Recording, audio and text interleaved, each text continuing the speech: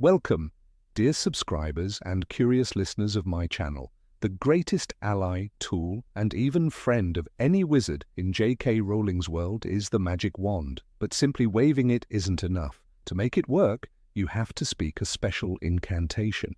In the Harry Potter universe, there were countless spells that captured the imagination of millions of readers, but not all of them made it to the big screen. Today, we'll explore some of the most interesting spells you won't see in the films. Enjoy watching! Number 1. Permanent Sticking Charm. This is a powerful bit of magic with no precisely named verbal formula. It allows you to permanently stick one object to another. In the wizarding world, glue and tape seem like trivial muggle inconveniences. Why bother when you have magic? The spell is mentioned a few times. Sirius Black suspected his mother used it to keep her unpleasant portrait fixed to the wall. Fred and George jokingly suggested sticking the prefect badge to Ron's forehead. Even the office of the British Prime Minister, it turns out, was once the site of such enchanting stickiness. Number 2. Glisso. Glisso is an amusing, if often seemingly pointless spell. An old charm known since medieval times, it transforms a staircase into a smooth slide. For example, the stairs leading to the girls' dormitories at Hogwarts are enchanted this way. If a boy tries to enter, the steps immediately turn into a chute. Hermione Granger also used Glisso in Deathly Hallows to escape Death Eaters. Sadly, that scene didn't make it into the film. Number 3. Ferula. At first glance, this is a simple spell, but it raises all sorts of questions about magical laws. Ferula conjures bandages and splints out of thin air to set broken bones or stop bleeding. Remus Lupin used it on Ron's leg in Prisoner of Azkaban. And yet there's a mystery. How do wizards create real, physical objects out of nothing? The answer seems to be the same every time: magic. Number 4. Wadiwasi. Wadiwasi is an unusual and slightly comical spell. It can eject a soft object from a hole or crevice and shoot it at a target. Lupin used Wadiwasi to dislodge a piece of gum from a door lock and fling it at Peeves with pinpoint accuracy. Naturally, students loved using this spell for fun, turning Hogwarts corridors into battlegrounds for gum duels. Number 5. Babbling Curse. Many fans would have loved to see this spell on screen. It forces the victim to talk non-stop, a scene that surely would have been hilarious in a film. In the books, it's mentioned only once. Gilderoy Lockhart bragged about curing a farmer of it, but considering Lockhart's reputation as a shameless liar, it's hard to know if he ever actually used it. Still, the spell itself could well be real. Lockhart simply claimed someone else's achievement as his own yet again. Number 6. Anapneo. Anapneo is a life-saving spell. It only appears once in the books, but stands out for its practical use. This charm clears the airways of foreign objects, relieves choking, and helps the victim breathe freely. The word comes from the Greek, meaning, I breathe. Perhaps the filmmakers didn't think audiences wanted to watch a choking scene, but adding this spell would have made the magical toolkit even richer. Number 7. Antioculatia. This spell is both irritating and funny. Antioculatia causes enormous antlers to sprout from the victim's head. It's first mentioned in Goblet of Fire, and in Order of the Phoenix, George Weasley uses it on Pansy Parkinson as payback for her service in the Inquisitorial Squad. In the films, this scene was left to fans' imaginations, but just think how spectacular it could have looked on screen. Number 8. Mimbletonia. In Harry Potter and the Order of the Phoenix, Luna Lovegood mentions a curious little spell called Mimblewimble. She insists it can make creatures dizzy and confused. She leans closer to Harry Potter in the Room of Requirement, her eyes wide and serious, and says, "It's very useful if you're being chased by something with too many legs." No one is quite sure whether to believe her, but Luna never seems to mind. To her, magic is full of hidden possibilities. Imagine if this spell had made it into the film. Evanna Lynch, with her soft, dreamy voice, explaining how to cast it, while the others exchange doubtful looks. A swarm of skittering creatures charging through the dark, only to collapse in a heap of tangled legs when Luna whispers, "Mimblewimble." The chaos would be both unsettling and oddly funny.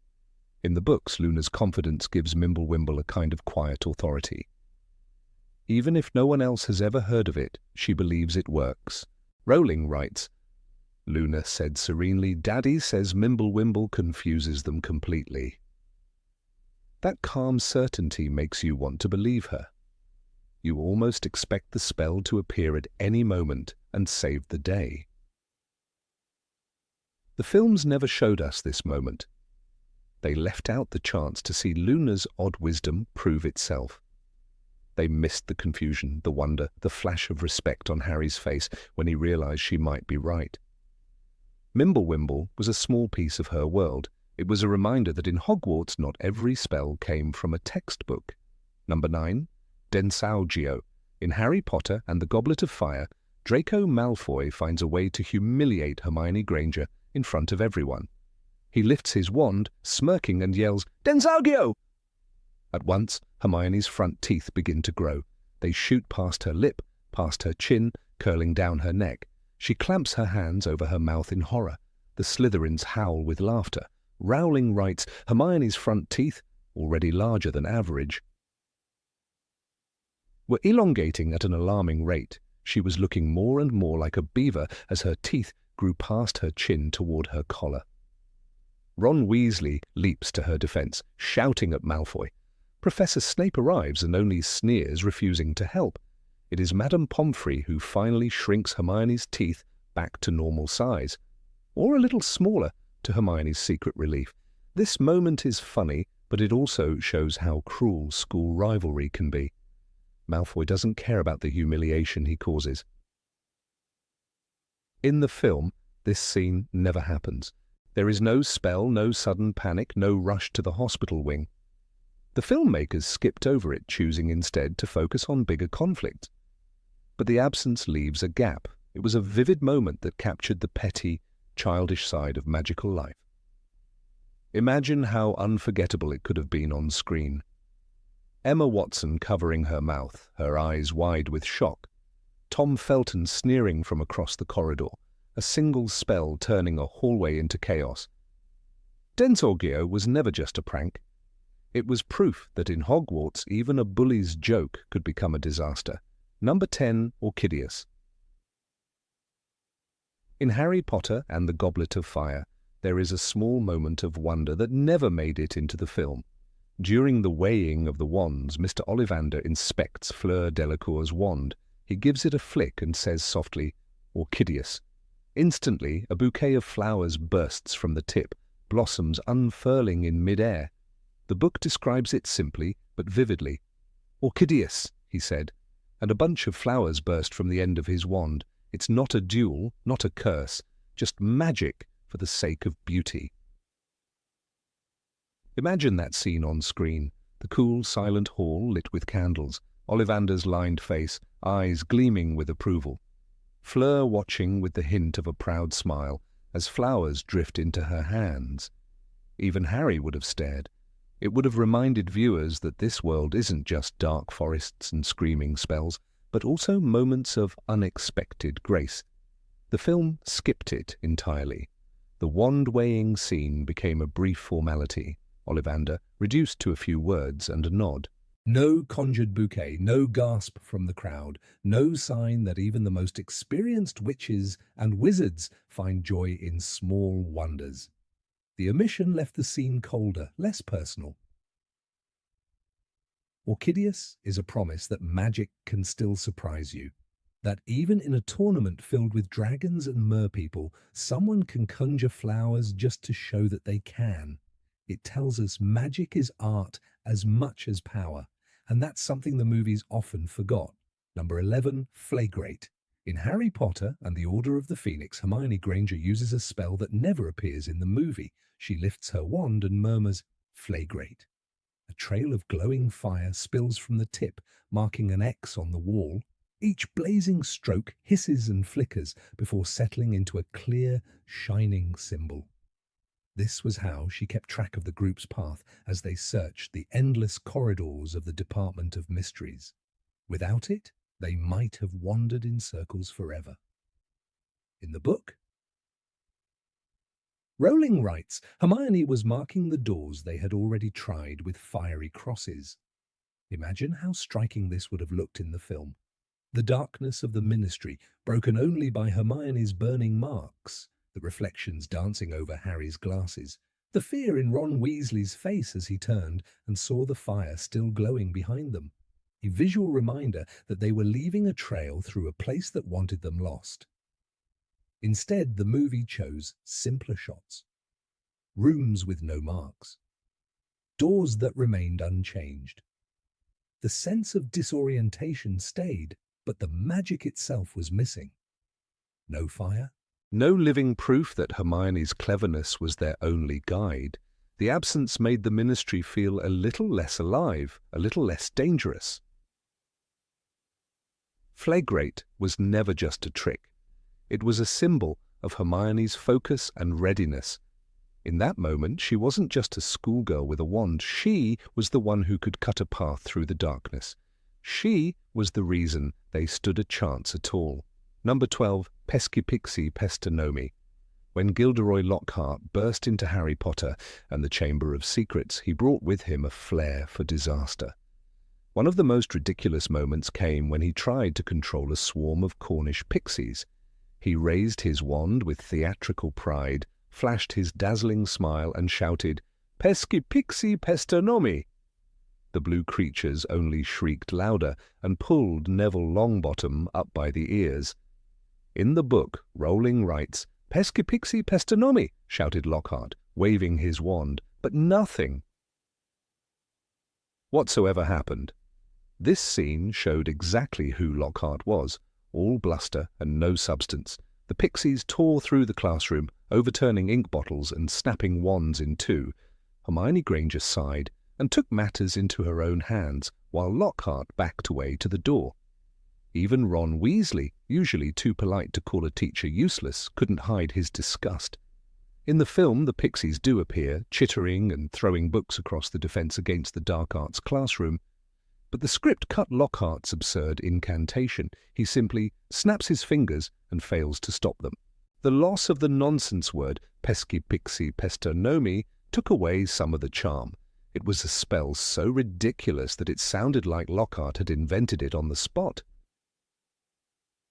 If they had kept that detail, it would have given the audience one more reason to laugh at his vanity. One more sign that Lockhart was never a real hero.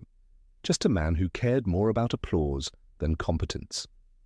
It's those little words, silly and harmless, that reveal the truth about a character. Number 13, Confetti Charm. One of the most charming spells that never appeared in the films is the simple but delightful confetti charm. During the Christmas feast in Harry Potter and the Philosopher's Stone, Professor Flitwick demonstrates it to the first-year students. With a graceful flick of his tiny wand, he sends shimmering clouds of confetti drifting down over the tables. The flakes catch the light of 1,000 candles. They swirl like enchanted snowflakes, settling in the hair and on the shoulders of wide-eyed children. In the book, it says, Professor Flitwick was decorating the Christmas trees with golden bubbles and tiny icicles, and when he thought no one was looking, conjuring clouds of confetti shaped like stars. Imagine how magical this would have looked on screen. Warwick Davis as Flitwick, standing on a stack of books to reach the highest branches, a shower of glittering stars falling over the Gryffindor table, making Hermione giggle and Harry stare in awe. This small spell could have transformed the Great Hall into something even more breathtaking, a place where every corner seemed alive with wonder. Instead, the films chose safer visuals, simple ornaments, plain falling snow. The moment lost some of its personality. Flitwick's confetti was not just decoration, it was a glimpse into the playful side of magic, the joy that lives alongside all the danger and darkness. When confetti rained down, it reminded everyone that Hogwarts was still a school for children who deserved moments of pure happiness. It is these little details that make Rowling's world feel real. A spell that only exists to celebrate, a charm with no purpose except to make people smile. In the end, the confetti charm is a perfect example of how even the smallest magic can leave the biggest impression. Number 14, Oppugno. In Harry Potter and the Half-Blood Prince, there is a scene that never made it to the big screen. It's the moment when Hermione Granger, trembling with fury and heartbreak, points her wand and cries, "Oppugno!" In an instant, a flock of bright yellow canaries she had conjured earlier explode toward Ron Weasley. The birds dive-bomb his head, pecking and fluttering in a flurry of wings and indignant squawking. Ron is too stunned to defend himself. He stumbles backward, arms flailing. The common room watches in breathless silence as Hermione storms out, her face white with rage. This single spell reveals so much about Hermione's character. She is brilliant, precise, and powerful. But she is also a teenage girl with feelings she can't always control. After Ron shamelessly flaunts his relationship with Lavender Brown, Hermione's hurt becomes too much to contain. The canaries become a vivid symbol of her anger. In the book, it reads, "Her wand came whipping out of her bag. She pointed it at Ron and shouted, 'Oppugno!' The little flock of birds swept down on him, pecking and clawing at his face and neck. It is one of the most human moments she ever has. Chiqui ti amo." Imagine how striking this could have been on screen. Emma Watson, with tears shining in her eyes, raising her wand in a final act of defiance. Rupert Grint cowering under the onslaught of magical birds. The Gryffindor common room filled with gasps and whispers. A burst of golden feathers raining to the floor as Hermione disappears through the portrait hole. This was not just a funny scene. It was a declaration that she would not be ignored.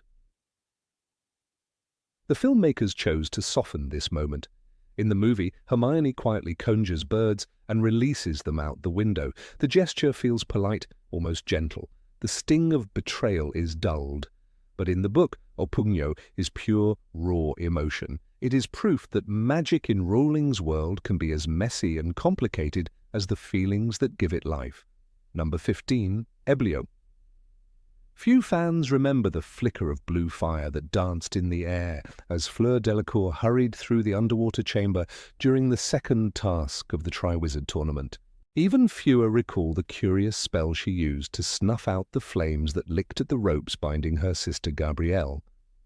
That spell was Ebublio, a simple but essential incantation that never once made it to the screen, a casualty of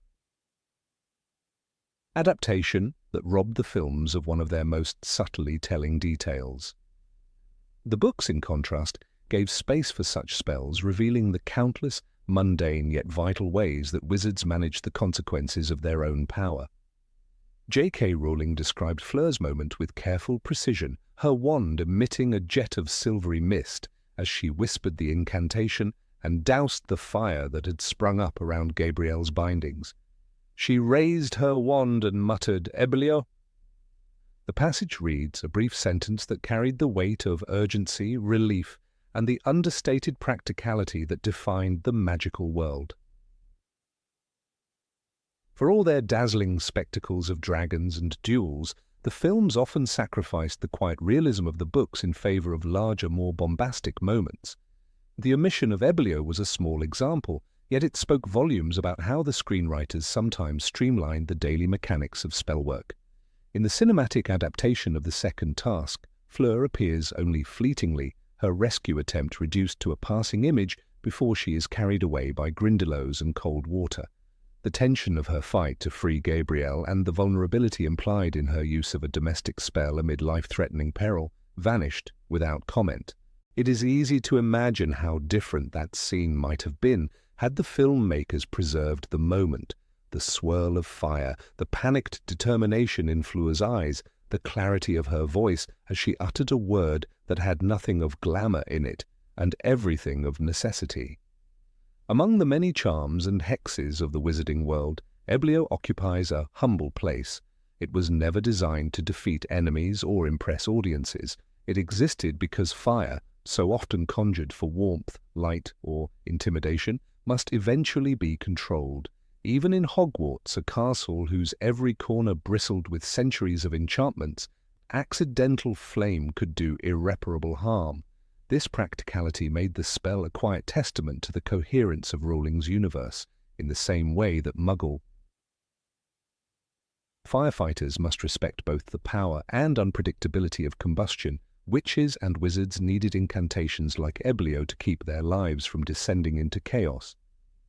The film's choice to leave out this reality softened the edges of magic, turning it into something safer, more theatrical, and less intimately bound to the risk of destruction.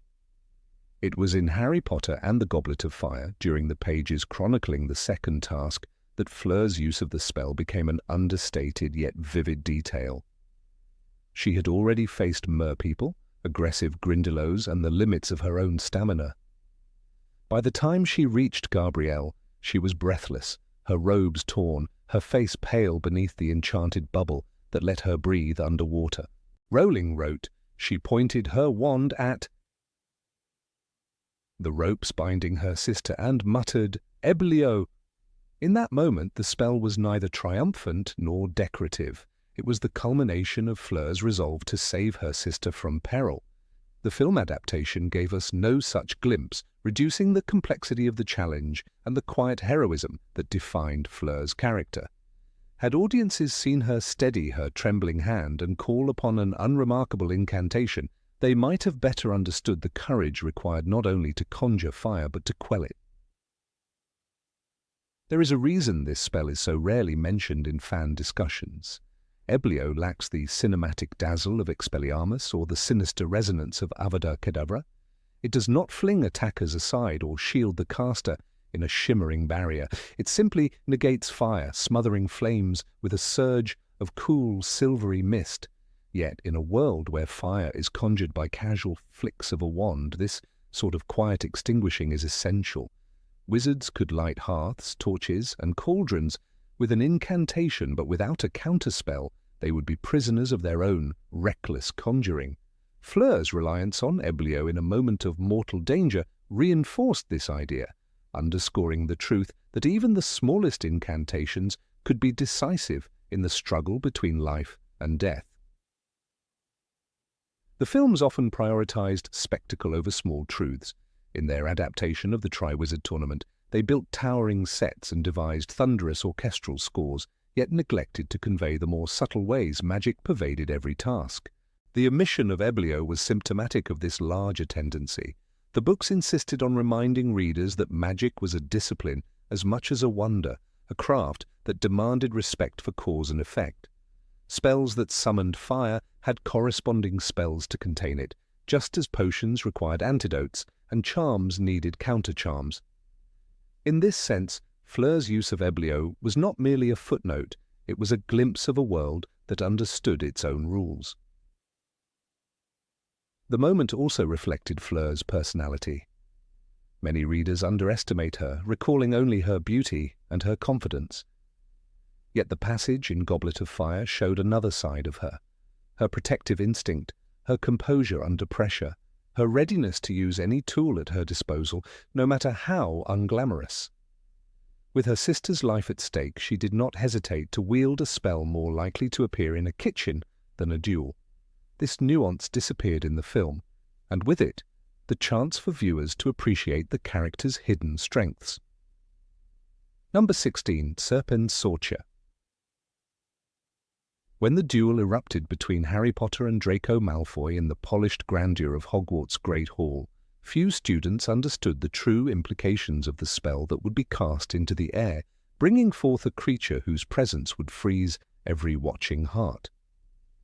In Chamber of Secrets, J.K. Rowling described with a flourish how Draco's pale face twisted into a sneer as he raised his wand, and with a voice sharp as a whipcrack, pronounced the incantation that would not be properly acknowledged by the films, Serpensortia.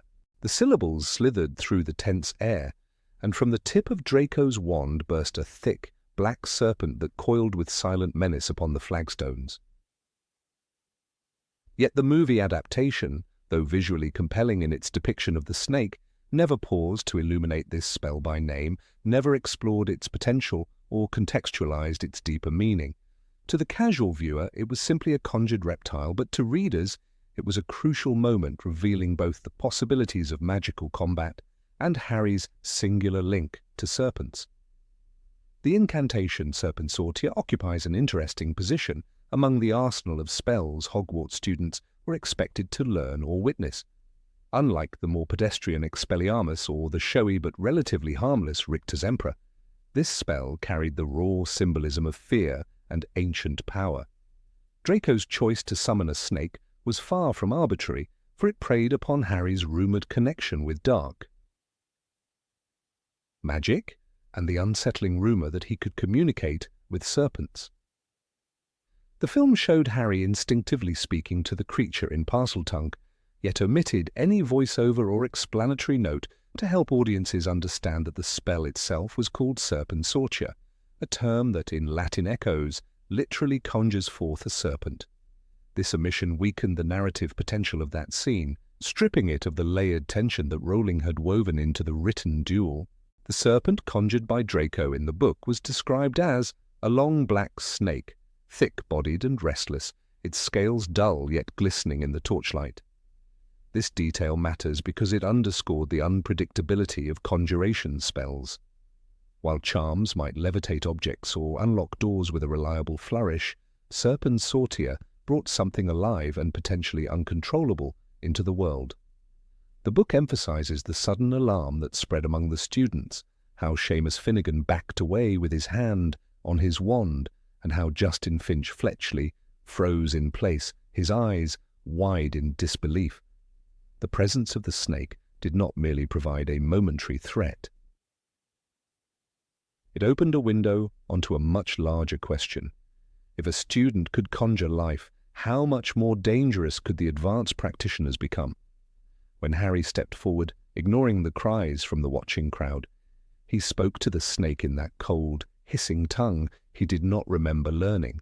The room fell into a hush so complete that even Professor Snape, who was never short of cutting remarks, watched without a word. In the film, the visual spectacle of the snake slithering across the polished floor was vivid, but there was no focus on the origin of the creature. No whispered reminder of Serpensortia reached the viewer's ear. For those who had not read the book, it seemed as though Draco had simply pulled the snake from thin air with no special incantation, another example of movie expediency that sacrificed the richness of Rowling's layered spells. It was not simply the conjuring of a snake that made this moment memorable, but also how it was tied to the fear of Parseltongue, the ancient language of serpents, and the mark of Salazar Slytherin himself. The book captures the way Justin Finch Fletchley recoiled in horror, convinced Harry was setting the snake upon him rather than trying to stop it. "He was speaking Parseltongue," whispered a voice in the crowd, a sentence that would haunt Harry for months. Without the clear identification of Serpensortia, the film version missed the perfect opportunity to juxtapose Draco's calculated malice with Harry's accidental revelation of a power most wizards regarded with suspicion. A particularly telling passage in the novel highlights the combination of technique and temperament required to perform Serpensortia. Malfoy pointed his wand directly at the floor in front of Potter and yelled, "Serpensortia." A long black snake shot out of the end of his wand and fell heavily onto the floor between them, its eyes fixed on Harry. Here, the descriptive force of Rowling's prose makes the moment feel immediate and unsettling. The impact of the incantation, the precision with which Malfoy directed his magic, and the tangible fear it provoked all combined to deliver one of the most potent sequences in the duel. Yet the film, in glossing over the name of the spell, flattened this richness into mere spectacle. In that duel, Draco's decision to use Serpensortia also laid bare his understanding of psychological warfare. Unlike other spells that might have knocked Harry off his feet or sent him sprawling backward, the conjuring of a snake was calculated to expose Harry's strangeness, to provoke gossip about his affinity with dark creatures. It was no accident that the serpent materialized in front of Justin, a Muggle-born, amplifying the sinister aura of Slytherin's legacy. For Draco, it was an elegant combination of showmanship and intimidation. The film's failure to emphasize the name and purpose of the spell diluted this nuance, making Draco appear merely theatrical instead of cunning. Number 17. Silencio. In the vast labyrinth of spells that shape the magical landscape of Harry Potter, there exists one enchantment so unassuming, so quietly effective, that it vanished entirely from the cinematic adaptations without a trace. Silencio, a simple incantation designed to rob a living target of its ability to produce sound, remains a hidden gem that the films never allowed to shine. Yet its brief but memorable appearance in Order of the Phoenix demonstrates how Rowling's world was never only about grand duels or dark curses, but about the subtle charms that could transform the daily life of a young witch or wizard. When Hermione Granger first wields Silencio, she does not turn it against a Death Eater or some monstrous creature, but rather against an unsuspecting set of garden slugs, each an unremarkable test subject whose role was to show that magic can be both practical and peculiar. The absence of this moment on screen deprived audiences of a glimpse into the quiet ingenuity that Hogwarts students cultivated beyond the spotlight of epic confrontations. Hermione's encounter with Silencio unfolds during a practice session in the Room of Requirement, that hidden chamber which in itself served as a symbol of adaptability and secrecy. As she raised her wand and carefully pronounced Silencio, the effect was immediate, rendering the slug incapable of emitting even the faintest squeal. The text reads, "Hermione pointed her wand at the first of the slugs and said, 'Silencio!' The slug's wail stopped abruptly, though it continued to writhe.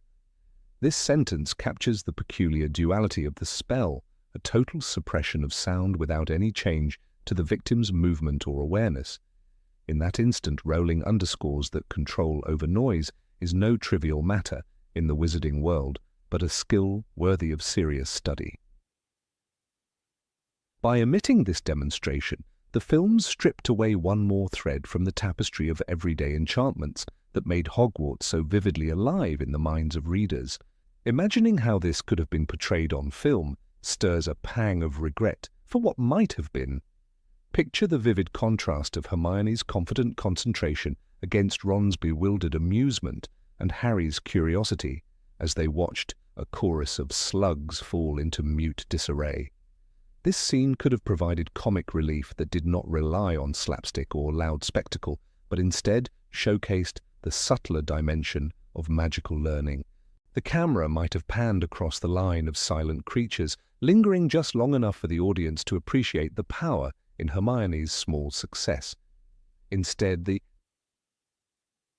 film adaptation of Order of the Phoenix was driven to compress the intricate richness of Hogwarts training into fleeting montages and selective triumphs, leaving Silencio behind like a footnote never revisited. The choice to exclude Silencio also meant missing an opportunity to illustrate how magic often served a disciplinary function in student life. In the books, noise was not merely an inconvenience, but a constant hazard. Peeves the poltergeist shrieking in the corridors, Filch bellowing threats, and classmates erupting into arguments that echoed through the castle's stone passages. Silencio could have been the perfect countermeasure to this chaos. One can easily imagine Hermione's eyes flashing with a mixture of exasperation and satisfaction as she silenced an overexcited Colin,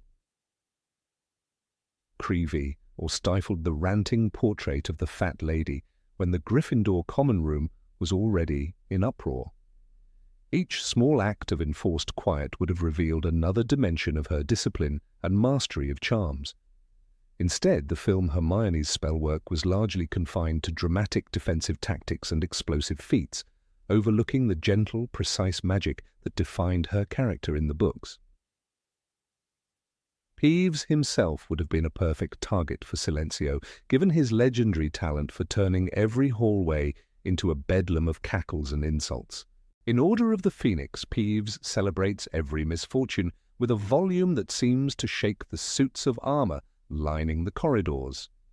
The films chose to eliminate Peeves altogether, which perhaps doomed Silencio to cinematic oblivion by removing its most tempting application. Rowling describes Peeves as an irrepressible force of auditory chaos. Peeves, the school poltergeist, was swooping around their heads, blowing raspberries and singing rude rhymes. A well-timed Silencio could have transformed his gleeful taunting into a comical pantomime of frustrated gestures, providing a moment of triumph for any student brave enough to attempt it.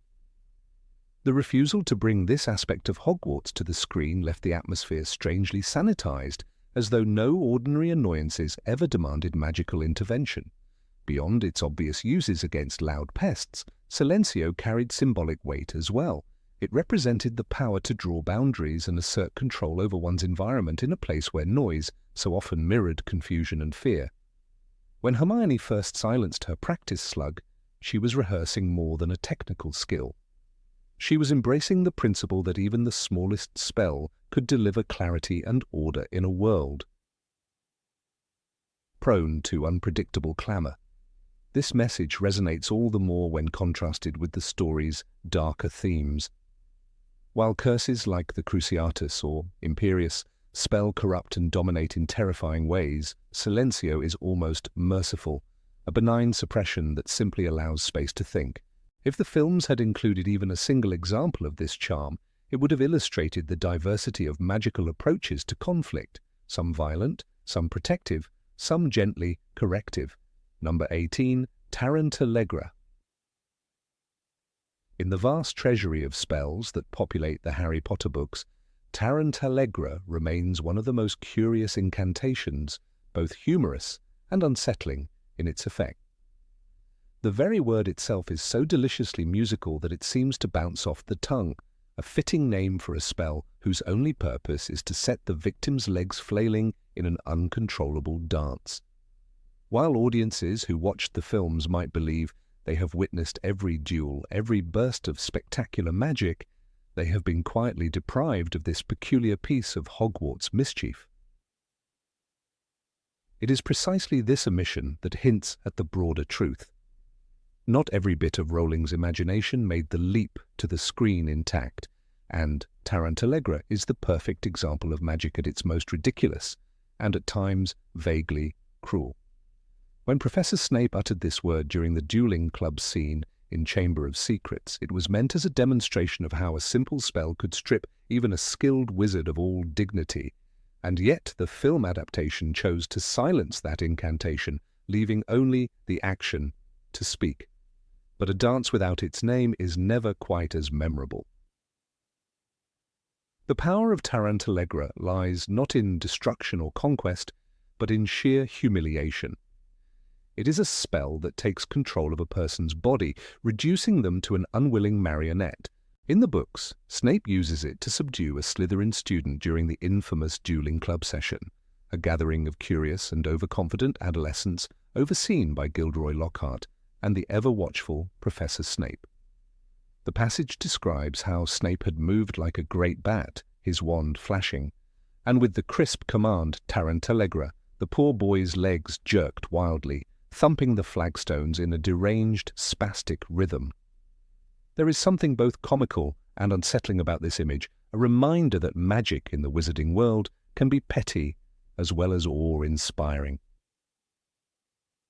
And it is precisely this blend of slapstick and menace that gives Tarantallegra such a unique place among the Hogwarts spells. The omission of the spoken word in the film robs the moment of a certain flavour. One can almost imagine how the syllables would have echoed through the great hall, mingling with the gasps and laughter of the assembled students. The movies often leaned toward the grandiose, flaring wands and roiling magical shields, but sometimes the quiet, specific details are what anchor a world in the reader's memory. Tarantallegra embodies the spirit of youthful wizarding pranks, the secret glee of making your opponent look absurd rather than defeated. When Snape used it, it was no mere flourish, but a deliberate act of disarming dignity, a demonstration that even in a duel, one might prefer humiliation over injury. It is easy to picture Draco Malfoy smirking from the sidelines, his pale face illuminated by torchlight, as he watched another student stomp about like an out-of-control puppet. In that moment, Tarantallegra was not merely a spell but a social weapon, a reminder that power is not always about brute force. One might imagine Neville Longbottom, already so prone to embarrassment, living in terror that such a curse could be aimed his way.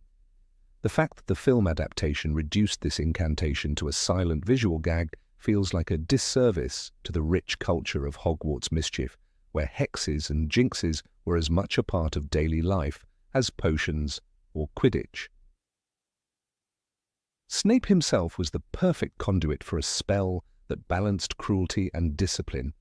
In the book, his use of Tarantallegra was almost clinical, a way to restore order by creating a spectacle so absurd that no one dared cross him.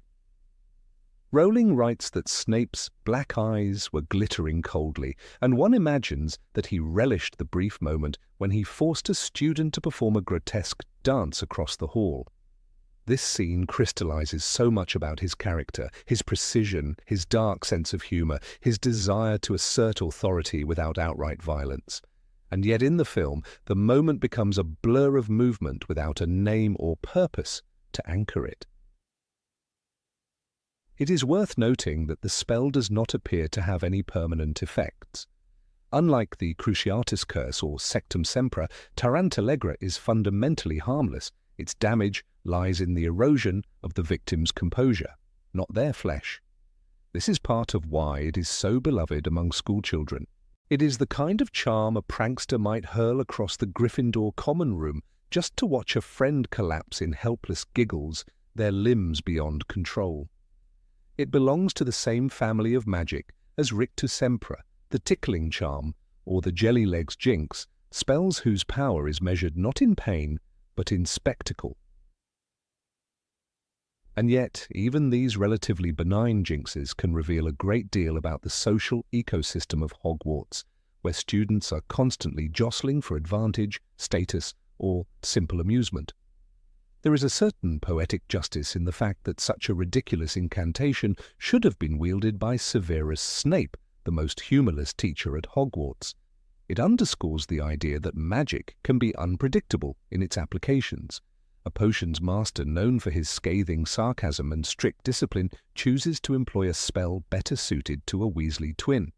This contradiction makes the moment even richer in the book, a reminder that no witch or wizard, no matter how dour, is entirely immune to the perverse delight of seeing someone else dance against their will.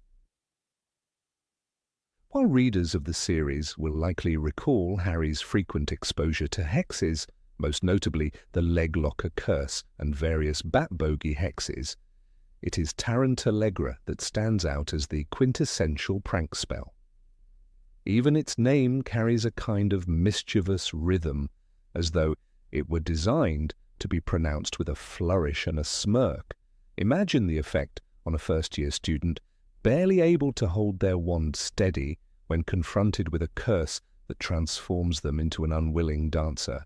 In this way, the spell becomes almost a rite of passage, an initiation into the unpredictable theatre of Hogwarts life. The dueling club itself was a showcase for such eccentricities. While Lockhart preened and postured, Snape demonstrated the practical applications of hexes, and the students looked on in wide-eyed awe. The book describes how Snape moved swiftly to separate the two combatants, and with a flick of his wand and a single word, he turned a duel into a slapstick performance. This precise choreography of humiliation is part of what makes the scene so memorable in print, and so forgettable in the film, where the incantation vanishes altogether. It is as if the filmmakers decided that a name so light-hearted had no place in their darker vision of the wizarding world. Yet Hogwarts was never only a place of danger and intrigue, it was also a crucible of adolescent chaos, where every corridor might conceal a dung bomb, a trick stare, or an impromptu hex. Tarantallegra is the embodiment of that spirit, a reminder that even in a universe of deadly curses and prophecies, there is still room for laughter. The absence of its name in the films feels like a small but telling omission, a loss of the specific texture that makes Rowling's world feel lived in and absurd in equal measure. For Fred and George Weasley, the spell must have been a particular favourite. Though they never used it on screen, it is easy to imagine them lurking behind a tapestry, wands poised, waiting for the perfect moment to unleash a dancing calamity on an unsuspecting victim. Their brand of mischief was never truly malicious, but it thrived on the spectacle of chaos, and Tarantallegra was chaos distilled into a single incantation. In a school where students brewed polyjuice potion in bathroom sinks and smuggled fanged frisbees into their trunks, it seems almost criminal that the films neglected to give this spell its moment of glory. Even Hermione Granger, ever the voice of caution, could not deny the fascination of such a hex. She would have memorized its effects, catalogued its known countercharms, and perhaps warned Harry and Ron to steer clear of any dueling matches where Tarantallegra might be unleashed. In the book, she is described as looking anxious, as Snape demonstrated, no doubt calculating exactly how she would defend herself against such an indignity. That mixture of dread and curiosity is precisely what makes the spell so enduring in readers' minds. In the end, Tarantallegra is not only a spell but a testament to the complexity of magical culture in Hogwarts. It is the embodiment of an idea that the wizarding world is not a place of solemn power alone, but also a playground of absurdity, where even the most fearsome wizards can find themselves doing a ridiculous jig. And that perhaps is why it deserves to be remembered, even if the films forgot to speak its name aloud. Number 19, Rictusempra. Harry Potter and the Chamber of Secrets holds many treasures that the movies never fully unveiled, but among the most delightful omissions is the charm Rictusempra. Known as the tickling charm, this spell delivers not a lethal blow nor a sinister hex, but a peal of uncontrollable laughter, a squirming, helpless reaction that disarms and humiliates without lasting harm.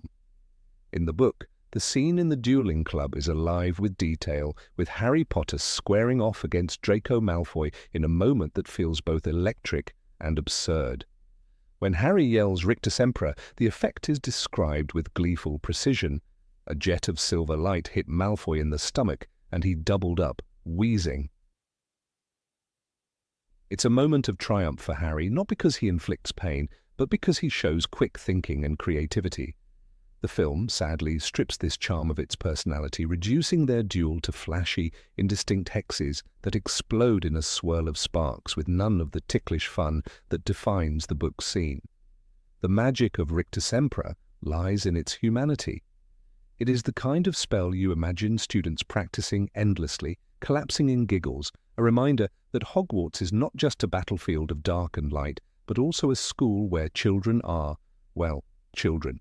J.K. Rowling uses the dueling club scene to show this, wonderfully contrasting the dark, formal instructions of Snape with the chaos that follows. The detail that Harry chooses a charm that causes laughter, not pain, speaks to his character as much as it sets the tone for student duels. In the book, after Malfoy is struck, Harry lowered his wand in surprise, watching Malfoy gasp and try to straighten up, his face red and furious. The whole sequence is chaotic, funny, and immediately recognizable to anyone who remembers schoolyard rivalries. This small but vivid moment breathes life into the school setting in a way the film forgets. It's easy to imagine how this could have been staged on screen to brilliant effect.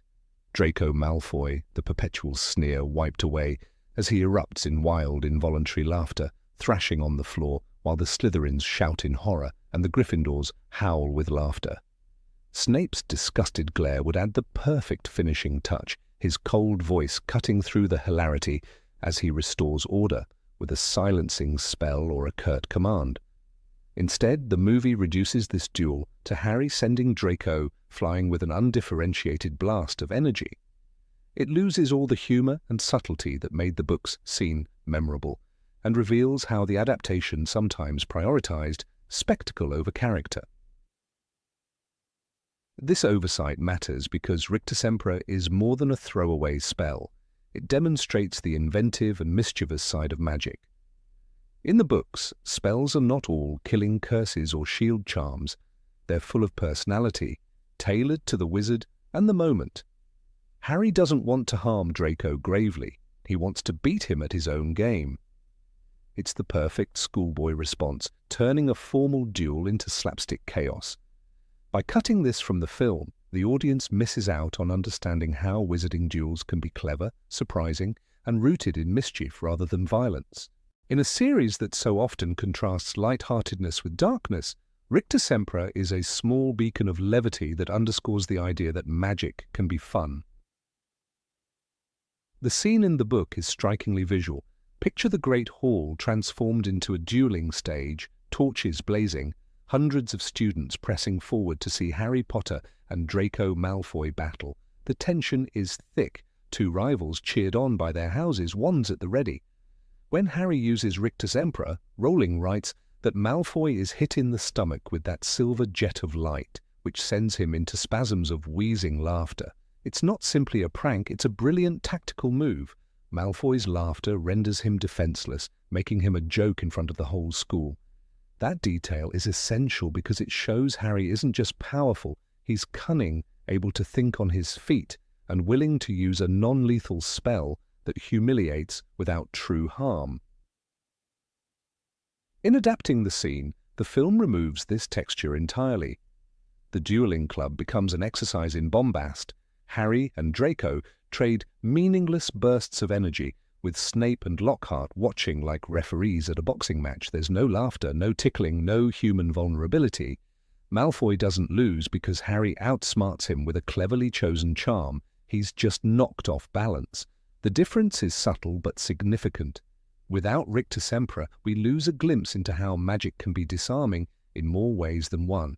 We also lose a chance to see Draco humiliated in a way that would be both funny and satisfying for viewers who know how insufferable he can be. Rictusempra also contributes to world building in a way that generic dueling spells cannot. It makes the magical curriculum at Hogwarts feel real and specific. Of course, a school would teach harmless dueling spells that embarrass rather than injure. It's the wizarding equivalent of fencing practice or water balloons in a schoolyard fight. It also highlights the differences between students' approaches to dueling. Harry picks a tickling charm showing humor and strategy.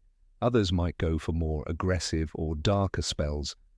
This variety gives depth to the magical education at Hogwarts, showing it as a nuanced environment where students learn not just to fight, but to think, improvise, and even to laugh. It's worth noting that this isn't the only time the movies flatten the rich variety of spells seen in the books, but Rictusempra is a particularly tragic omission because it is so delightfully visual. Imagine Tom Felton as Draco Malfoy contorting on the floor, face red, laughter spilling out against his will. It would have been a perfect blend of humor and humiliation, a classic Hogwarts moment that audiences would quote for years. Instead, the duel on film is forgettable, missing the dynamic that made the book scene pop with life and schoolboy energy. By neglecting Rictusempra, the adaptation fails to capture the chaotic, playful spirit that defines Hogwarts. In a series often criticized for growing darker with each installment, moments like this matter. They remind us that Hogwarts is still a school, that these are still kids, even when they're fighting. Rictusempra is the antithesis of the unforgivable curses, harmless, funny, and even a little silly. It doesn't scar or maim. It reduces your enemy to helpless laughter. It's a perfect encapsulation of a duel between adolescents who want to win but not kill. It also underlines Harry's moral compass, even in rivalry. When given a choice of attack spells, he picks one that humiliates but doesn't truly hurt. This nuance vanishes in the film, replaced with anonymous, colorless energy blasts. There is something deeply appealing about the idea that magic is not just power, but personality. Rowling's spells often reflect the wizard using them. Hermione's choice of Petrificus Totalis on Neville is efficient and clinical. almost cold. Harry's use of Rictusempra is mischievous and borderline playful, even when the stakes are high. Draco, predictably, counters with Serpensortia, conjuring a snake, a spell that's meant to intimidate and terrify. Each choice reveals character. In the movie, these differences are lost, replaced by interchangeable wand blasts with no hint of the people wielding them. Rictusempra's absence robs the duel of this storytelling richness. Even the book's chaos feels more grounded.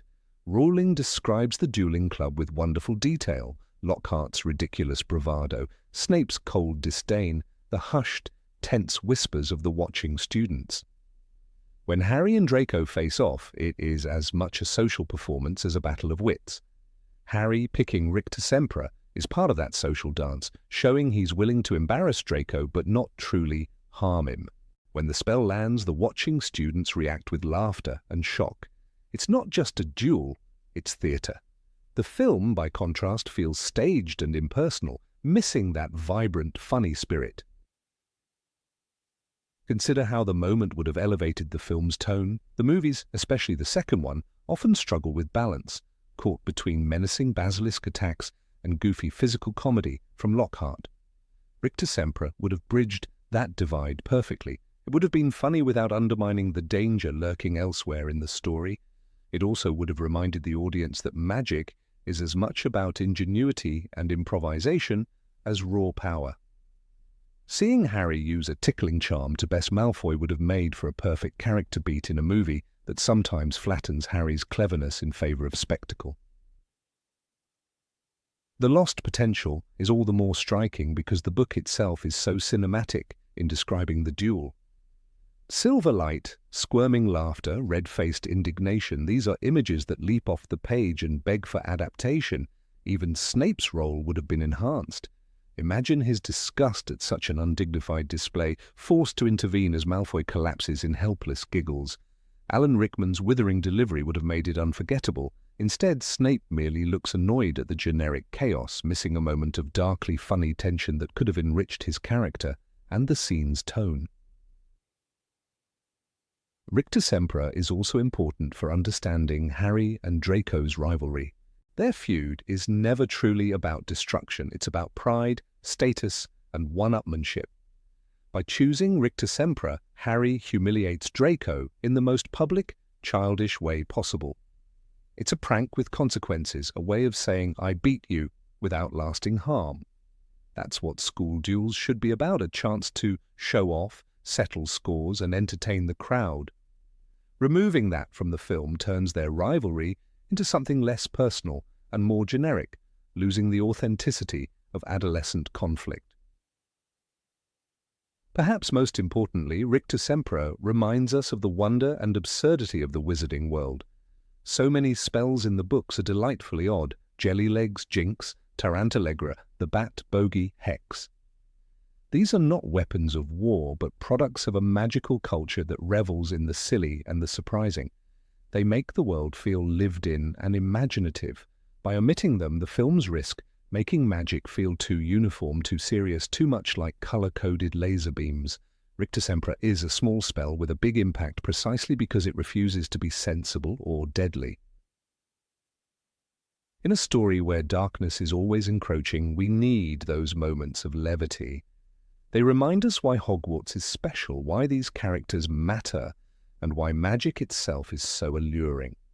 When Harry uses Rictusempra in the book, he doesn't just win the duel, he proves that magic can be clever, personal, and funny. That lesson sadly never made it to the screen, and we're poorer for it. Number 20, Mobilicorpus. When the readers of Harry Potter and the Prisoner of Azkaban reach the passages in which Hermione Granger faces the paralyzing danger of a seemingly lifeless body, they are confronted with a striking example of magical practicality, one that never made its way onto the cinema screen. The spell Mobilicorpus, rarely mentioned even among the keenest fans, emerges in that moment as an elegant solution to an impossible problem. In the shivering darkness of the shrieking shack where Sirius Black has finally revealed the truth of his innocence, Severus Snape crashes into the room with the full authority of vengeance in his eyes. Yet when the tables turn and Snape lies unconscious, Hermione does not hesitate. She draws her wand and utters the incantation that should have dazzled millions in theatres, Mobilicorpus. The words alone possess a crisp finality that echoes like a commandment. The body of Severus Snape rises several inches into the air, perfectly horizontal, limp and inert as a rag doll. Hermione maneuvers him without effort, guiding the floating professor through a narrow doorway and out into the night. In the film adaptation, this moment of quiet efficiency was replaced with simpler images, a body dragged or levitated without the specific clarity of Mobilicorpus. Yet had the filmmakers chosen to display the spell as Rowling described it, audiences would have witnessed a remarkable visualization of a spell that bridges utility and spectacle. Picture the black-robed figure of Snape gliding across stone floors, his hair trailing like a dark banner, his wand arm dangling at an angle that emphasized total unconsciousness. The effect would not have required explosive light or dazzling beams of color, but rather the simple, unnerving grace of motion without effort. In the book, Rowling writes, Hermione took out her wand, muttered, Mobilicorpus. And Snape's limp body rose a few inches into the air. That line captures the raw practicality of a spell designed not for combat or intimidation, but for moving the incapacitated with dignity, or perhaps with the opposite of dignity, depending on perspective. While the films frequently emphasize the glamour of spells like Expelliarmus or Stupefy, they often overlooked charms and incantations that underscored the subtle art of magical problem-solving. In this sense, Mobilicorpus represents an entire category of enchantments that were never showcased on screen, though they could have enriched the realism of wizarding life. Imagine the tension of a rescue scene in which time was running out, flames licking at the corners of a collapsing chamber, a wounded comrade lying motionless among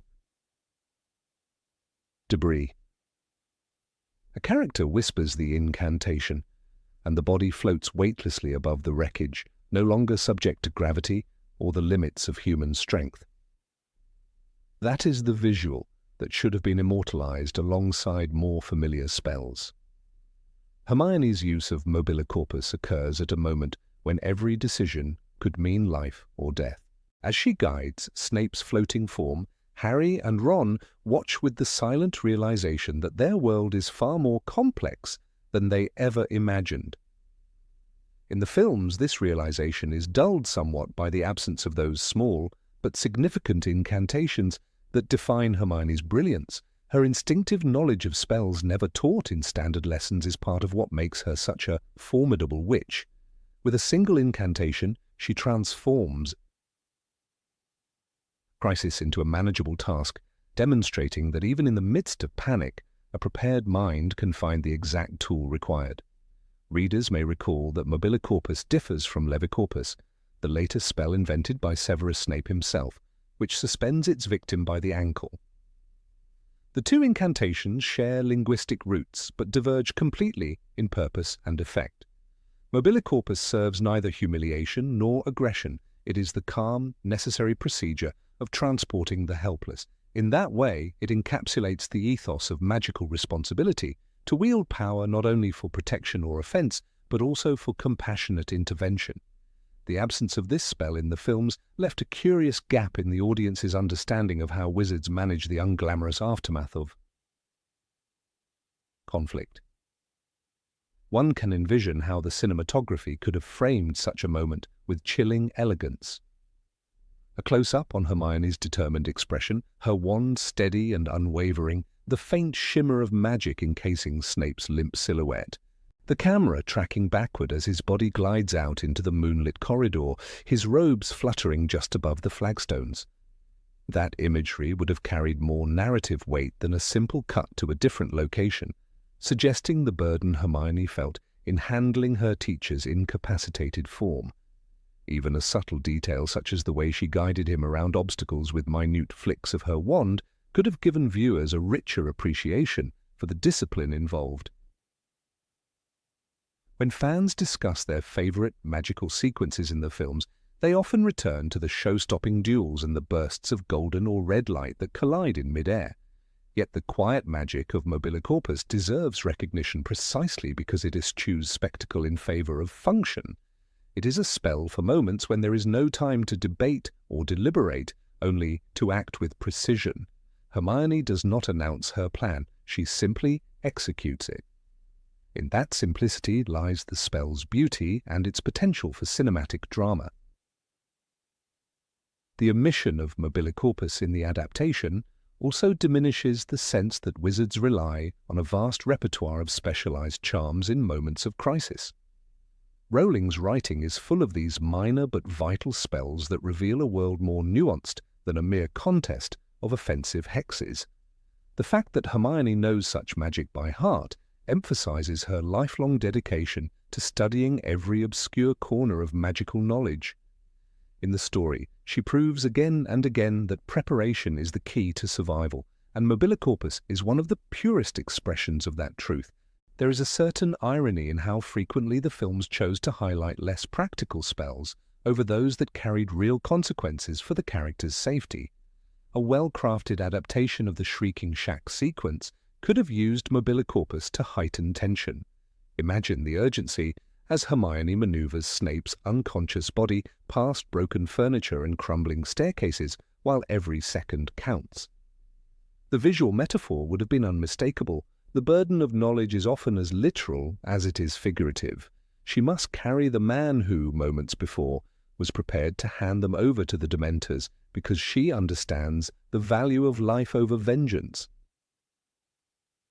When Rowling describes Hermione muttering the spell almost instinctively, it reinforces the idea that true skill is often measured by one's ability to remain composed when everyone else falters.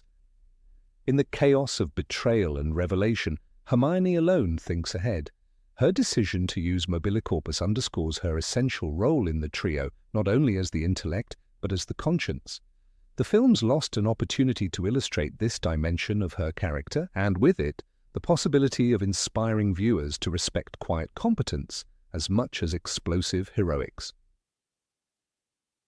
The thematic richness of that moment cannot be overstated.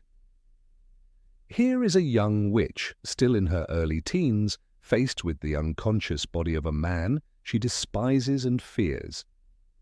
Yet she acts without hesitation because magic, as Dumbledore so often reminded them, must be guided by principle rather than passion.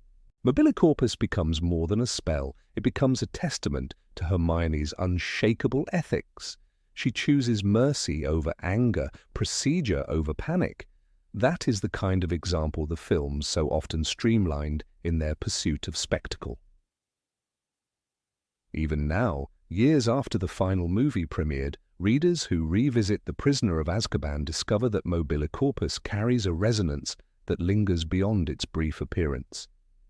It is a reminder that the wizarding world is built on countless acts of unseen magic, the quiet lifting of a body, the soft glow of an enchanted object, the near-invisible forces that hold everything together when chaos threatens to tear it apart. In neglecting this spell, the adaptations lost a small but vital fragment of what made the books feel so authentic. Had the directors chosen to include it, Mobilicorpus could have offered audiences a moment of delicate spectacle that required no embellishment. The image of Snape floating along a darkened hallway, guided by Hermione's steady hand, would have captured the fragile line between vulnerability and control. That is the true magic of Rowling's creation, the ability to find wonder not just in the dazzling, but in the necessary. Number 21. Reducto. In the shadowy halls of the Room of Requirement, the DA trained with fervor, each spell more ambitious than the last, but among them was one that stood out for its raw, elemental power, Reducto. This curse was no mere trick or defensive shield. It was a force of destruction itself, capable of obliterating solid objects into shrapnel with a single word. In Harry Potter and the Order of the Phoenix, J.K. Rowling gave this spell weight and danger, describing it vividly through Ginny Weasley's mastery. "Reducto," said Ginny, and the table blew into splinters. Yet the films shrank from showing this in its full violent glory, reducing it to a tame flash of light that barely hinted at its devastating potential. Imagine instead the room of requirement alive with the sound of splintering wood, the force of each blast reverberating off stone walls, sending shards of desks and cabinets flying in lethal arcs. Ginny, often underestimated in the movies, would have been seen standing firm, wand raised, the tip glowing as energy coursed through it before unleashing an explosive wave that vaporized obstacles. This was not just a demonstration of power, but of skill, determination, and danger. Rowling's words make it clear this was a destructive weapon in the hands of teenagers learning to fight a war. The movie's version reduced it to something polite, forgettable, a spark without fire. Ginny's use of Reducto was important for her character arc. She was no longer just Ron's little sister, or the girl with a crush on Harry, but a formidable witch with nerves of steel. The novel's sequence in the Room of Requirement was essential in marking that evolution. When she demolished those heavy cabinets with Reducto, it wasn't just for effect. It was strategy, desperation, and rebellion. The text's clear description of destruction gave the DA sessions urgency. The room was not a classroom anymore, but a war zone in miniature. By omitting this from the film, viewers lost a moment that could have shown Ginny's ferocity and leadership. This missed opportunity in the films also flattened the stakes of the DA's training. In the book, Reducto's danger was real, with Hermione and Neville reacting to the sheer violence of Ginny's blast. Rowling wrote, "Hermione and Neville ducked." This single line told us everything. They weren't just playing at Revolution, they were practicing for life and death duels where killing and destruction might be the only options. That's an essential truth about war that the films too often sanitized, trading messy, terrifying consequences for bloodless wand flicks and colored lights. A cinematic Reducto could have transformed the training montage into something breathtakingly visceral. Picture the camera tight on Ginny's determined face as she whispers the incantation, the room plunging into silence for a split second before an eruption of sound and flying debris fills the screen. The shockwave sends dust billowing. Harry raises an arm to shield himself. Students shout over the chaos, and the camera follows the deadly trajectory of splinters burying into walls. A masterclass in spellcraft and tension, this scene could have made viewers feel the terror and thrill of real combat magic. Instead, the film chose safety over spectacle. Ginny's spell is barely noticeable in the film's training montage, a forgettable flicker lost among a half-dozen other spells. For a viewer unfamiliar with the books, Reducto is invisible, meaningless. The filmmakers robbed the DA of its sense of escalation, the moment when practice becomes preparation for war. Without it, the DA looks like an extracurricular club, not the breeding ground of revolutionaries who will risk their lives storming the Ministry of Magic. Reducto was not only about personal power, it was about strategy. In the novel, Ginny used it because blasting the cabinets was the quickest way to destroy the obstacles. It demonstrated that sometimes you don't just fight your opponent, you remove the cover they hide behind. Rowling didn't shy away from showing that this was a spell for war, not sport. The movies lost that subtlety entirely. Imagine if the films had leaned into this, showing Harry's realization that his friends weren't just learning shields and disarms, they were preparing to destroy. Even visually, Reducto was ripe for cinematic treatment. Think of the textures, old wood shattering, dust filling the air, sparks catching the light, screams of surprise mingling with coughing as the DA scrambled for cover. The spell would leave the Room of Requirement scarred and smoking, a testament to the students' raw power and the seriousness of their mission. Instead, the movie's clean, unmarked room remained implausible, a sterile training ground that never showed the costs of magic that breaks the world around you. It's not simply that Ginny's moment was downplayed, it was that the entire ethos of the DA was weakened. In the book, these were children preparing to fight Death Eaters. Rowling made them scared, reckless, brave. They were all becoming more proficient, especially Ginny, whose Reducto curse was particularly good. She reduced the table to dust. There's no hedging there. Reduced to dust. The words evoke annihilation, mastery, danger. The film version was little more than sparkler light effects in a dark room. The book trusted readers to handle the consequences of violence. The film did not. Reducto also served as a reminder that Hogwarts, for all its wonder, was turning into a training ground for child soldiers. The DA didn't just teach protective magic, it taught them how to kill or maim. By omitting Reducto's real power, the movie softened this tragedy. The spell should have made the audience uncomfortable. It should have made them ask what it meant for teenagers to practice demolishing obstacles and how that reflected the world they were fighting to save. Instead, the film's tame version allowed us to forget that these kids were being transformed into soldiers. Nor was Reducto an obscure or one-off spell. It appeared in later books as well, used to break barriers, to fight, to kill if needed. It was a sign of advanced magic, of the transition from schoolchild to fighter. The choice to gloss over it on screen wasn't just an oversight, it was a deliberate refusal to show what wizarding war would really look like. Rowling's world was not a sanitized fairy tale. It was brutal, bloody, and tragic. Reducto was proof of that. To hide it was to lie about the stakes. Beyond the DA, Reducto featured in the Department of Mysteries battle as the teenagers fought Death Eaters in a desperate, chaotic duel. Rowling wrote of statues being blasted apart, shelves and brains coming alive in the Hall of Prophecy, spells colliding in lethal flashes. In that context, Reducto was essential. It was not pretty magic. It was the language of war.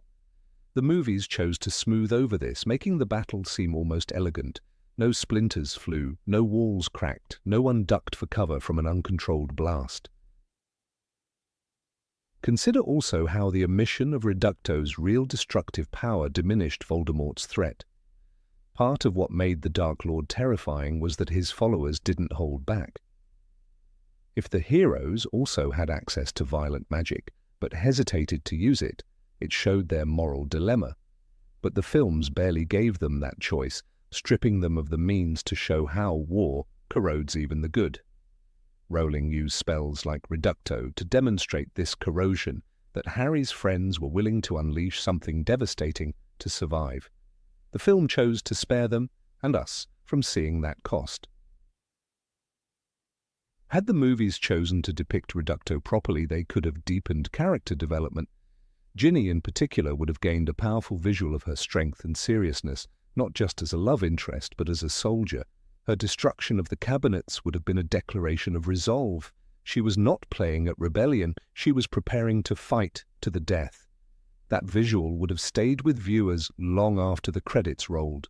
The book gave her that moment. The film took it away. Even on a technical level, filmmakers missed a chance for a practical effects showcase. Instead of generic CGI blasts, they could have constructed destructible props, filming real explosions, capturing real debris. The sense of weight and danger would have made the DA scenes iconic. Reducto offered a perfect moment to blend magical fantasy with gritty realism, grounding the spectacle in something tangible. The audience would have felt the force of it in their bones. But the films settled for visual safety, betraying the raw edge that made the books so compelling. In the end, Reducto was more than a spell. It was a symbol of the price of resistance. Rowling made it clear that magic wasn't inherently good or evil. It was a tool, one that could save or destroy. The DA's use of Reducto was a line crossed, a point of no return for teenagers realizing that they might have to kill to survive. The films refused to cross that line, denying viewers a glimpse of the moral complexity that made the book so resonant. In doing so, they polished away the truth of the wizarding war, that even the heroes had to learn how to blow things up. Number 22, Finite Incantatem. Finishing a duel with a flourish of his wand, Severus Snape demonstrated in Harry Potter and the Chamber of Secrets just how essential Finite incantatem was in any capable wizard's repertoire. This powerful incantation, whose Latin origin literally translates to end the enchantment, offered a kind of graceful finality to the chaos of uncontrolled spells. When Goyle's spell collided with a shimmering blue barrier during the dueling club, it was Snape who swept his wand in a decisive motion, uttering the words that effectively cancelled the magic that threatened to spiral out of control. The moment, though quietly described in the book, carried an understated elegance. It was a reminder that magic was not only about creation, but also about the wisdom to end what had been conjured. Readers who carefully traced the fine lines of Rowling's narrative noticed that Finite incantatem was never an ornamental phrase. Rather, it represented the possibility of returning a situation to equilibrium. Yet, for reasons perhaps rooted in the limits of cinematic pacing, the films elected to simplify or altogether omit the audible casting of this counterspell. In the movie version of the Dueling Club, the dramatic tension was preserved through visual spectacle and terse looks exchanged between Snape and Lockhart, but the precise incantation remained silent, as if its importance could be relegated to the margins. This editorial choice inadvertently diminished the complexity of Hogwarts magic, which in the books demanded not only flamboyant gestures but precise words and intellectual rigor. One cannot help but feel that the omission of Finite incantatem from the films robbed the viewers of a profound understanding. Magic was a layered discipline built upon centuries of accumulated wisdom and restraint. When Snape invoked this spell, he did not merely silence a nuisance, he displayed an almost priestly authority over the currents of magic. This act conveyed the underlying principle that even in moments of theatrical conflict there existed a system of checks and balances. Spells did not simply fade on their own, and a competent wizard was expected to master the methods of both activation and cessation. The movies, with their emphasis on visual immediacy, often stripped away these nuances, presenting magic as a convenient series of cause and effect spectacles. The literary depiction of Snape's intervention included a succinct description. Snape moved forward, waving his wand, and the snake vanished in a puff of black smoke. Though the words Finite incantatem were not explicitly cited in that line, other scenes in the books did confirm that this was the standard counterspell for undoing magical effects. For example, during the chaos of lessons gone wrong, professors regularly used the phrase to restore order. In Harry Potter and the Order of the Phoenix, when chaos erupted after the Weasley twins' fireworks stormed the corridors, Professor Flitwick was said to have marched along the corridor, pointing his wand and saying Finite incantatem in a high-pitched voice, as if the words themselves held a precise and ancient power that only the initiated could wield correctly. This small, vivid detail in the text stood as evidence that the counterspell was a cornerstone of magical education. In ignoring the spoken form of Finite incantatem, the films forfeited an opportunity to reinforce the idea that every magical action was inextricably linked to a magical responsibility. Consider the broader implications of that philosophy in the wizarding world. Students did not only learn how to hex and jinx, they also learned the methods to reverse the unintended consequences of their enthusiasm, when Neville Longbottom found himself the victim of a leg locker. Curse.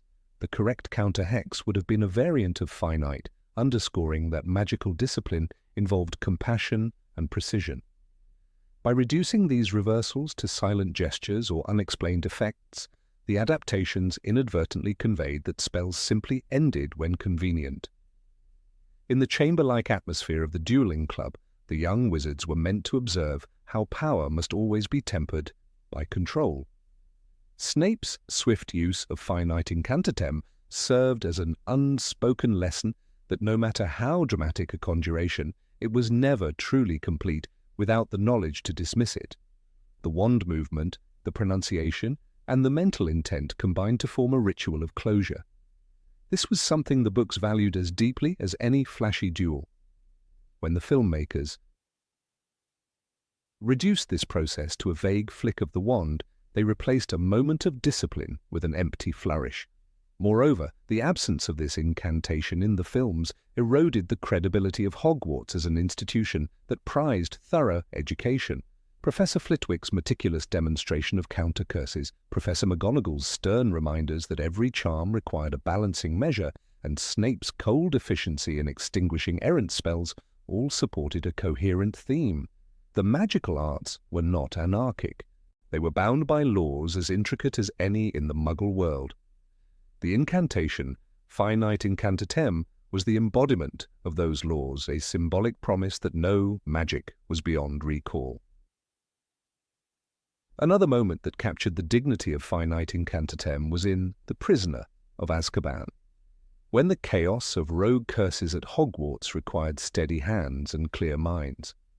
Though the text only briefly referenced the incantation, it was clear that teachers relied on it to restore order.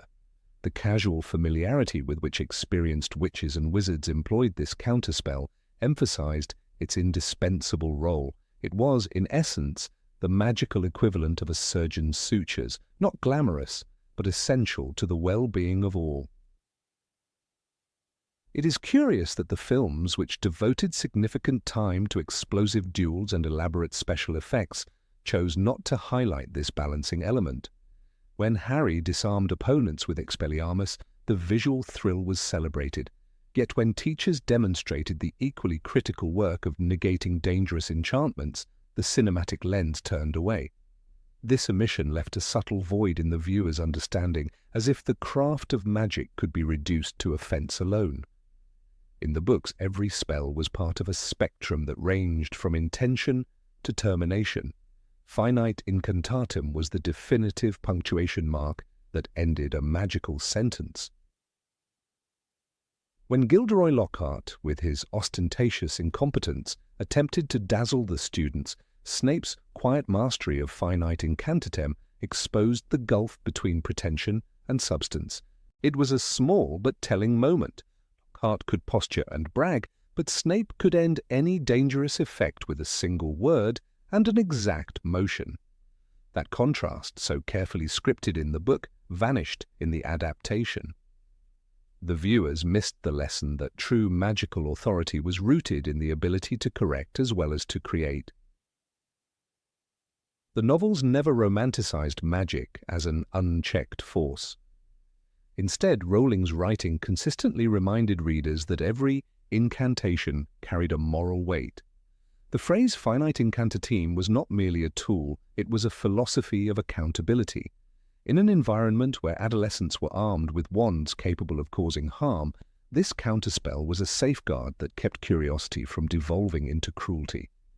Even the most talented students, from Hermione Granger to Draco Malfoy, required instruction in its use, further proving that no wizard was above the need to undo his own handiwork. It is worth noting that in the Goblet of Fire, when the chaos of the Triwizard Tournament threatened to spill into mayhem, the teacher's collective response often involved suppressing or dispelling unintended effects. Though the text did not catalogue every incantation by name, the recurring presence of Finite incantatem in classroom scenarios confirmed that no curriculum could be complete without it. In this context, the spell's absence in the visual narrative did more than gloss over a detail. It erased a dimension of the wizarding ethos. From a storytelling perspective, the erasure of Finite incantatem in the films underscored the compromises inherent in adaptation. A novel has the space to reveal the layered mechanics of its world, to record each incantation and its consequences. A movie, bounded by time and spectacle, must often choose the most dramatic beats at the expense of the subtle ones. Yet in doing so, it sometimes forfeits the texture that makes a fictional world believable. Finite incantatem was such a detail, an incantation that, while lacking glamour, anchored the magical arts in rules that mirrored the constraints of reality. Number 23, Impervius. In the cold wind sweeping the Hogwarts Quidditch pitch, Harry Potter squinted at the sky that threatened to burst with rain. The clouds were thick and black. Wind whipped his hair across his glasses, and he could hardly see. This was no minor inconvenience in Quidditch, where a bludger out of nowhere could knock you clean off your broom. The books, with their careful attention to detail, preserved this moment of vulnerability. They showed us Hermione Granger standing beside Harry in the Gryffindor changing room, calmly pulling out her wand and casting Impervius on the lenses of his glasses, making them repel water and mist. Rowling described it with such casual mastery that you could almost hear the hiss of the spell and see the raindrops sliding away as though afraid to touch him. Yet in the grand, glossy world of the movies, that small human moment simply vanished, erased in favour of spectacle, leaving us to wonder if the filmmakers understood what they had sacrificed. The spell itself, Impervious, was never designed to be flashy. It was the antithesis of showy magic. Where other spells could destroy or maim or conjure fireworks of power, Impervious existed to help a friend. Hermione didn't cast it on herself first. She cast it on Harry. This was the essence of her character, clever, prepared, loyal to the bone. She noticed a problem Harry himself might have ignored until it was too late, and she quietly fixed it.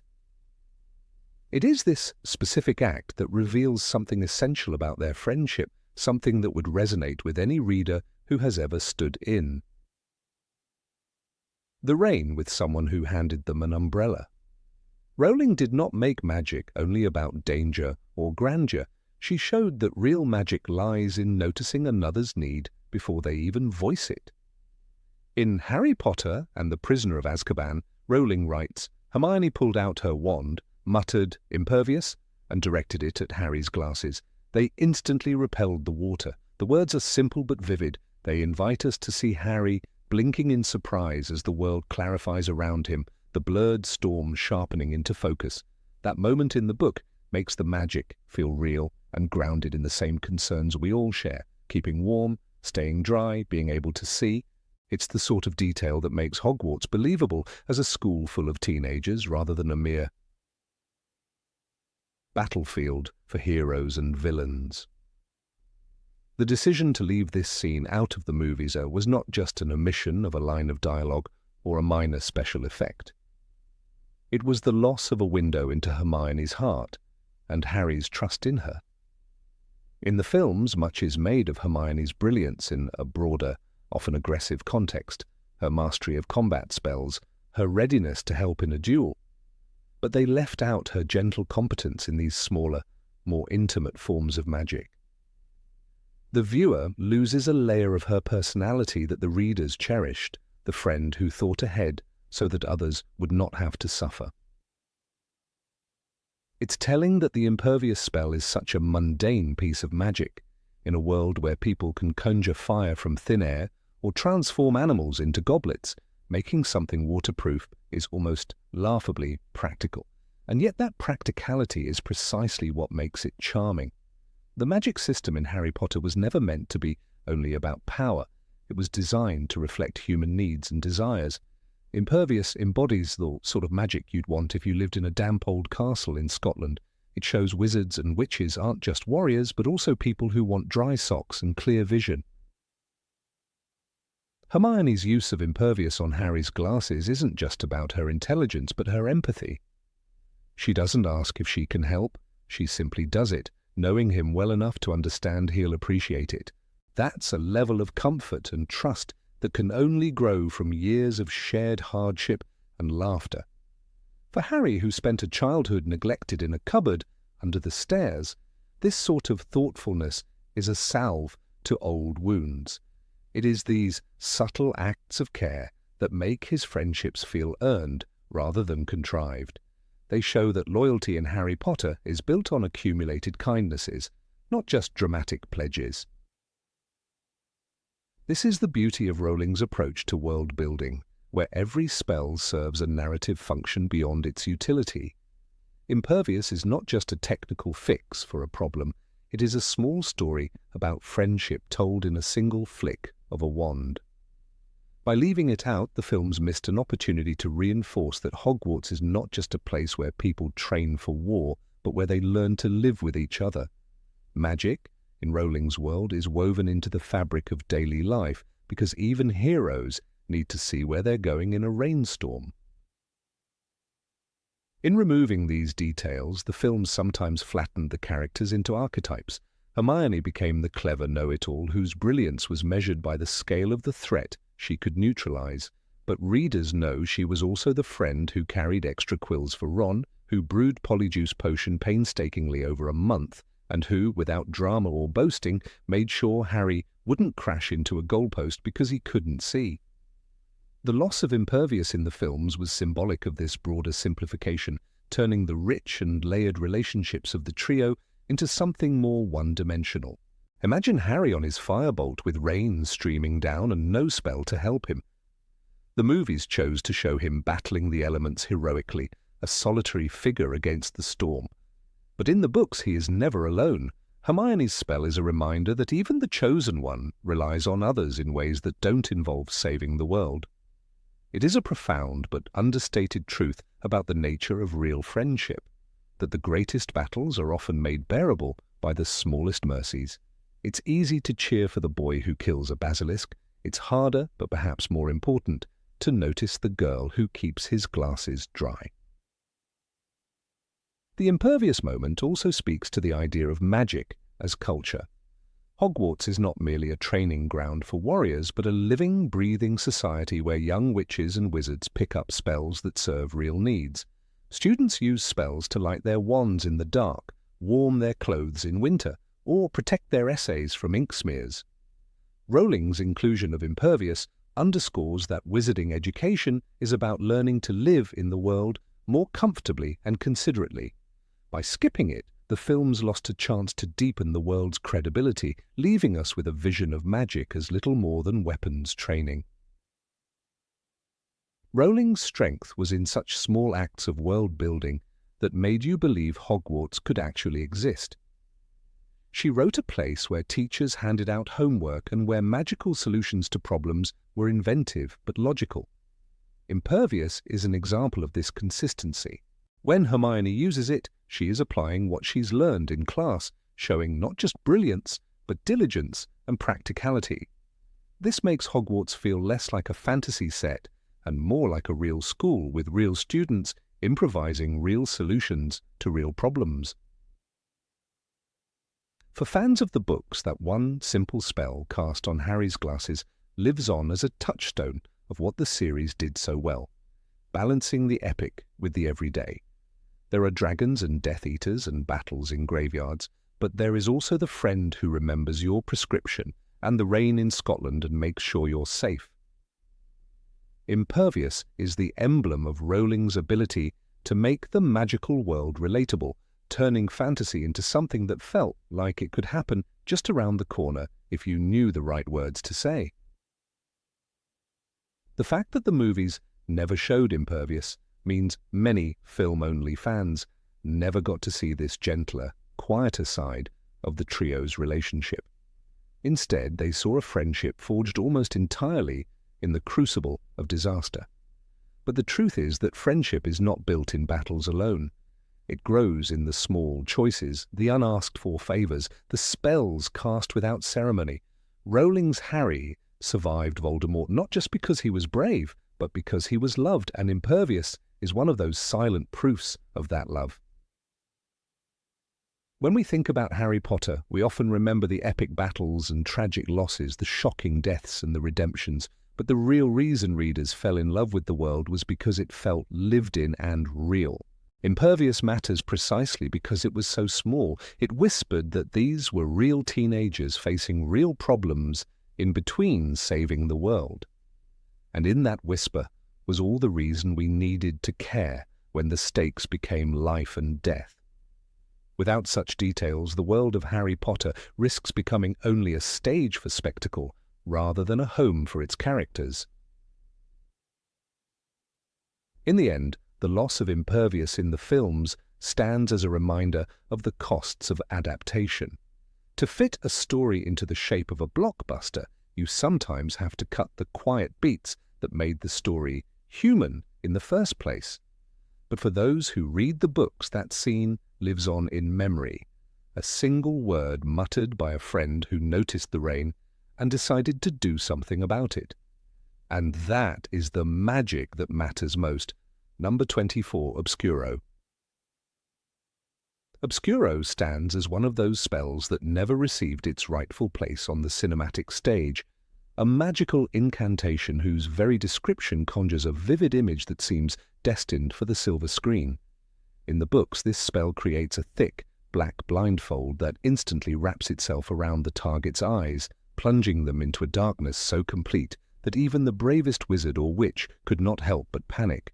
The most striking moment when Obscuro was cast came in Harry Potter and the Deathly Hallows, when Hermione Granger, always precise in her magical choices, used it to blind the face of an enemy and secure precious seconds for herself and her friends. One can only imagine the visual drama that could have unfolded if the filmmakers had chosen to adapt this scene in all its unsettling glory.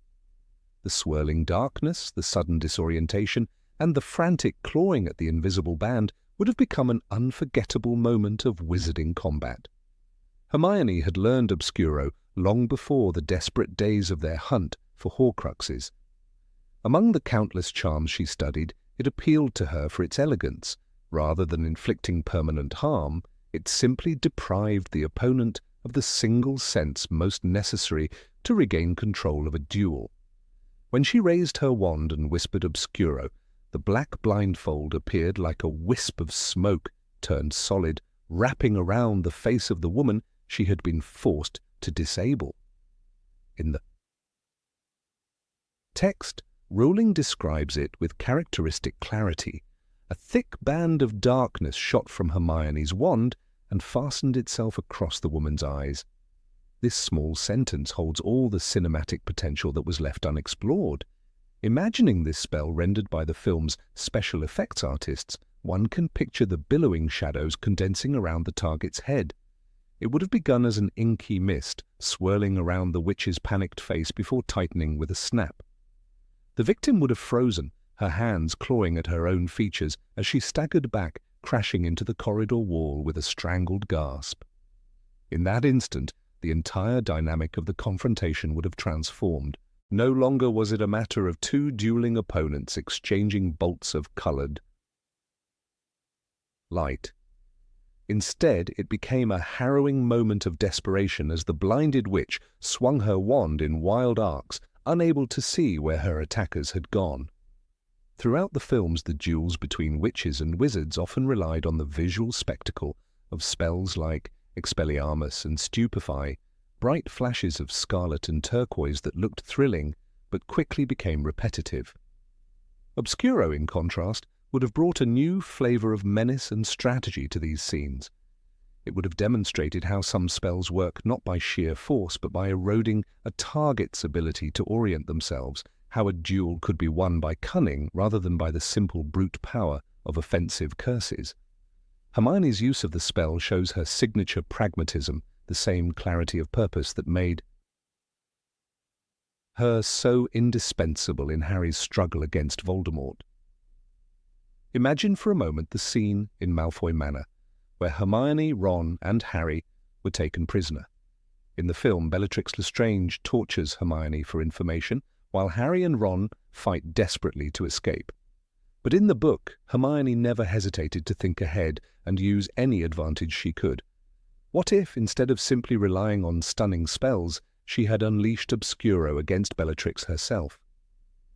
As Bellatrix advanced with her wand raised high, the black blindfold would have leapt from Hermione's wand in a graceful arc of darkness. The mad gleam in Bellatrix's eyes would have been smothered in an instant, her triumphant expression replaced by bewilderment and then rage as she stumbled into the furniture, lashing out at empty air. This moment would have lent the scene a raw suspense the film adaptation only hinted at. The sudden deprivation of sight is a primal terror, and in a wizarding duel it becomes a tactical nightmare. The power of Obscuro lies in the way it shreds an opponent's confidence. Even Bellatrix, with all her cruelty and cunning, could not maintain her composure when blinded. The filmmakers missed a chance to show how Hermione's intellect was just as potent a weapon as Harry's courage. In this imagined version, the camera would have tracked Bellatrix's frantic motions as the darkness bound her, her hands tearing at the invisible fabric that refused to yield. Beyond the tension of the moment, Obscuro would also have been a visual triumph. Consider the dark corridors of Malfoy Manor, the flickering torchlight, the cold stone floors, the shadows pooling in every corner. Against this backdrop, the blindfold's smoky texture would have seemed almost alive, an unnatural darkness superimposed over the ordinary gloom. The audience would have felt a collective shiver watching the elegant cruelty of the spell as Bellatrix's shrieks echoed down the passageways.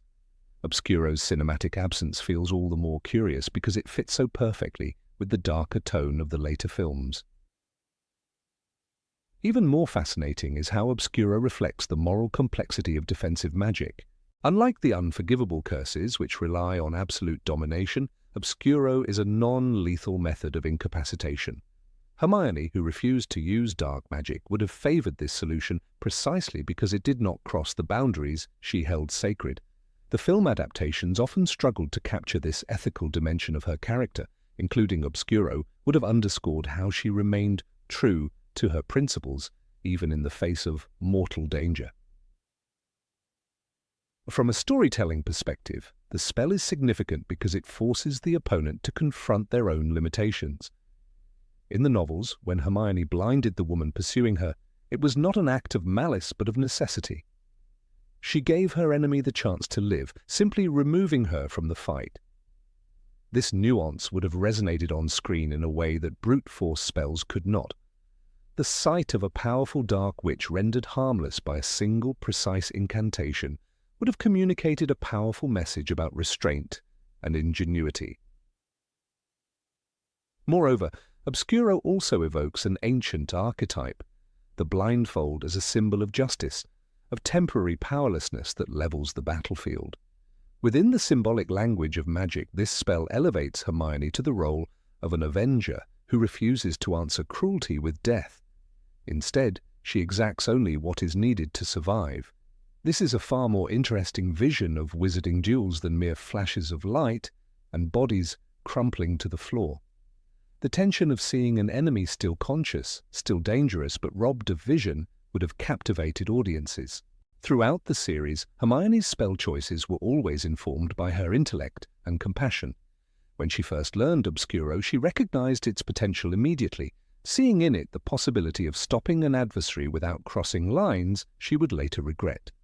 The filmmakers had a rich opportunity to dramatize this inner conflict, to show her weighing her options in the split second before casting the spell.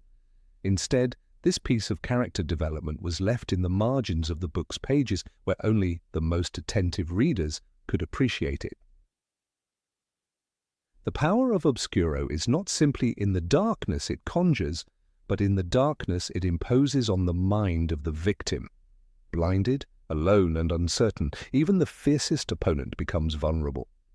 The narrative potential of this vulnerability is tremendous.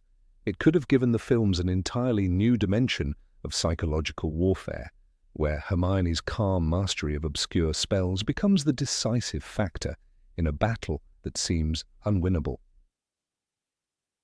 If one considers the broader themes of the series, courage, sacrifice, the search for knowledge, Obscuro fits perfectly.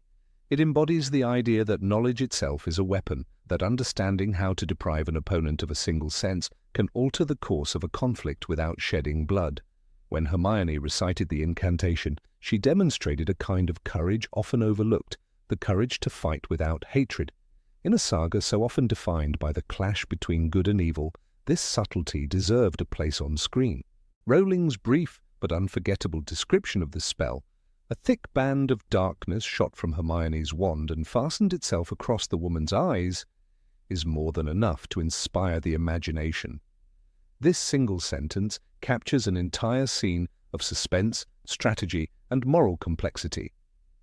The choice not to show it in the films feels like a missed chance to expand the audience's understanding of what magic could mean in the hands of a witch determined to remain merciful. Had Obscuro appeared on screen, it might have become one of the defining images of the final chapters, a billowing, living darkness wrapped around a face frozen in shock and fear. Number 25. Incarcerous. In the depths of the shrieking shack, a place already thick with dread and memories, Sirius Black raised his wand and performed a spell that never received its due recognition in the films. The incantation was Incendio's lesser-known cousin, a word just as potent but directed not to burn or destroy, but to restrain. Incarcerous. The syllables carried the authority of an aura's training, a reminder that not every duel ended in flashes of green or searing red. Instead, from Sirius's wand erupted a thick coil of ropes, conjured instantly out of nothing but magic and will. The ropes shot forward with a serpentine lunge, wrapping themselves around the trembling form of Peter Pettigrew, whose wide, watery eyes betrayed a terror greater than any curse might inspire. In that moment, the spell did something far more critical than a stunning jinx. It forced Pettigrew to submit without injury. The importance of Incarcerous shines brightest when you look closely at the purpose behind it. Unlike the Cruciatus curse or the Killing curse, this incantation exemplifies restraint, both literally and morally. The wizarding world is often thought of as a theatre of lethal power, a place where wands decide life and death in seconds. Yet J.K. Rowling chose to show that true mastery sometimes lies in non-lethal control. When Sirius used Incarcerous, it was not to vent years of rage or to end Peter's life in retribution for betrayal. It was to ensure that justice could proceed in the light, not be hidden beneath the rubble of vengeance. Though the films would later condense this pivotal confrontation, eliminating the visual spectacle of the conjured ropes, the book preserves the detail for readers who notice the quiet triumph of a simple restraint spell over raw, destructive curses. Rowling describes it with unflinching clarity. Ropes flew out of the end of his wand and wrapped themselves tightly around Pettigrew, binding him from head to foot. That single sentence reveals more than just a practical action. It reflects a philosophy of conflict resolution that elevates wizard dueling beyond mere violence. Incarcerous was not a spell limited to duels among adults. Its utility extended to any moment when capturing rather than harming was paramount. In the same way that Expelliarmus came to symbolize Harry's refusal to kill, Incarcerous stands as a testament to an alternative route. The idea that subduing an opponent can be achieved elegantly without the damage that curses would inflict. It's no wonder that the spell's omission in the film adaptation of Harry Potter and The Prisoner of Azkaban left a gap in the representation of wizarding ethics. The moment when Sirius immobilizes Pettigrew isn't simply about neutralizing a threat. It is about choosing a non-lethal means to end a confrontation that could have easily spiraled into irreversible violence. When readers first encounter the scene, the impact of the ropes is immediate and visceral. Pettigrew, a man who had eluded consequence for over a decade, suddenly lay motionless on the dusty floor, bound by conjured restraints rather than his own cowardice. The simplicity of Incarcerous belied its psychological power. Here was a wizard reduced to helplessness by a single flick of a wand and a word. The ropes were not merely physical, they were a declaration of judgment, proof that magic, when used responsibly, could deliver accountability without bloodshed. In the films, Pettigrew's capture was reduced to a simpler scuffle, a struggle lacking the striking imagery of ropes winding around his body. There was no moment where the viewer could watch the ropes slither over his arms and legs, cinching tight as his eyes bulged in disbelief. That visual absence softened the impact of Sirius's choice to restrain rather than destroy. A cinematic audience, deprived of this crucial nuance, lost a window into the deeper moral code that governed many of the Order's members. It is telling that Incarcerous does not appear in the Ministry's list of restricted or dangerous spells. There is no requirement for special permits or aura clearance to employ it. Anyone with sufficient magical skill and the discipline to focus their intent can wield it. In that way, Incarcerous represents an egalitarian ideal, a tool accessible to any witch or wizard who understands that sometimes the best way to triumph is not by overpowering an enemy, but by denying them the ability to act. This emphasis on control over destruction is a theme that recurs across the series, though seldom as visibly as it did in that tense moment inside the shrieking shack. As the ropes coiled over Pettigrew's chest, Sirius's gaunt face was not twisted in hate, but rather illuminated by grim resolve. The symbolism is potent. Even in his thirst for retribution, Sirius remained committed to the idea that Peter should face a trial, that the truth should be laid bare before others, not silenced by death. The ropes were a promise that this time the guilty would not slip away. In reading the text, you sense the tactile reality of the spell, the creak of the ropes tightening, the small puffs of dust rising as Pettigrew struggled futilely, the cold certainty that no amount of wriggling could loosen the bonds. This detail underscores how magic, for all its spectacle, can be most impressive when it operates with quiet, undeniable finality. Incarcerous did not blast Pettigrew across the room or leave him unconscious. It simply made escape impossible, asserting that sometimes the simplest enchantment could be the most decisive.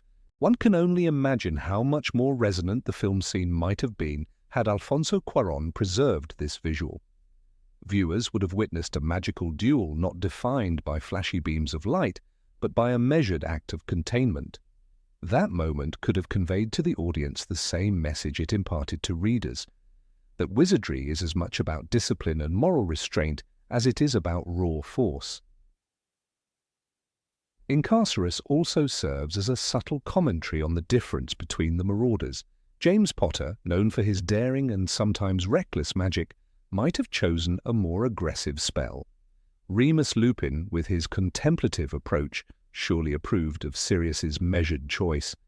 Even Harry, who was still learning the full breadth of magical possibilities, would have recognized the wisdom of a spell that stopped an enemy without taking their life. Each of the characters in that room bore witness to an act that encapsulated the complexity of justice in a world where power could too easily become violence. There is a peculiar beauty in the way Rowling describes the ropes as an extension of Sirius's will. They appear in the air as though conjured by some ancient incantation of order itself, their fibres binding not just Pettigrew's limbs but the entire narrative to an outcome of accountability. Incarcerous, for all its simplicity, accomplished what no killing curse ever could. It created a space for the truth to survive. Without that spell, Pettigrew might have escaped or been killed outright, and the tangled history of betrayal would have remained shrouded. Even after Sirius's death, the example of Incarcerous lingered in the story like a ghost of better choices. It reminded readers that restraint, though less dramatic on a battlefield, often yields the most lasting victories. The spell never needed to dazzle with violence or leave scorch marks on the walls. Its power lay in the quiet certainty that the guilty could be held accountable without becoming martyrs to vengeance. In the end, Incarcerous represents more than a magical technique. It embodies a moral lesson often overshadowed by the larger battles and more flamboyant curses. It is the spell that turned a cornered man into a prisoner without spilling a drop of blood, proving that even in a world of lethal enchantments, the most effective magic can be the one that binds rather than breaks. Its absence from the films leaves an empty space where a crucial truth should have been, that power tempered by restraint is the foundation of justice in the wizarding world. Number 26. Renervate.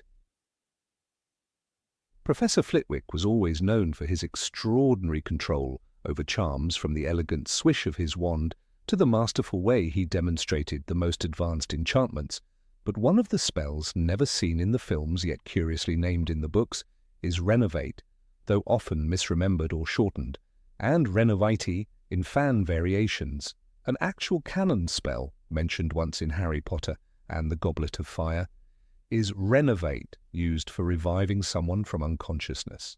But the idea of a separate variant, Renervate, is an amusing fan extrapolation that fits in the Hogwarts world so perfectly one can almost see it in the dusty margins of spellbooks.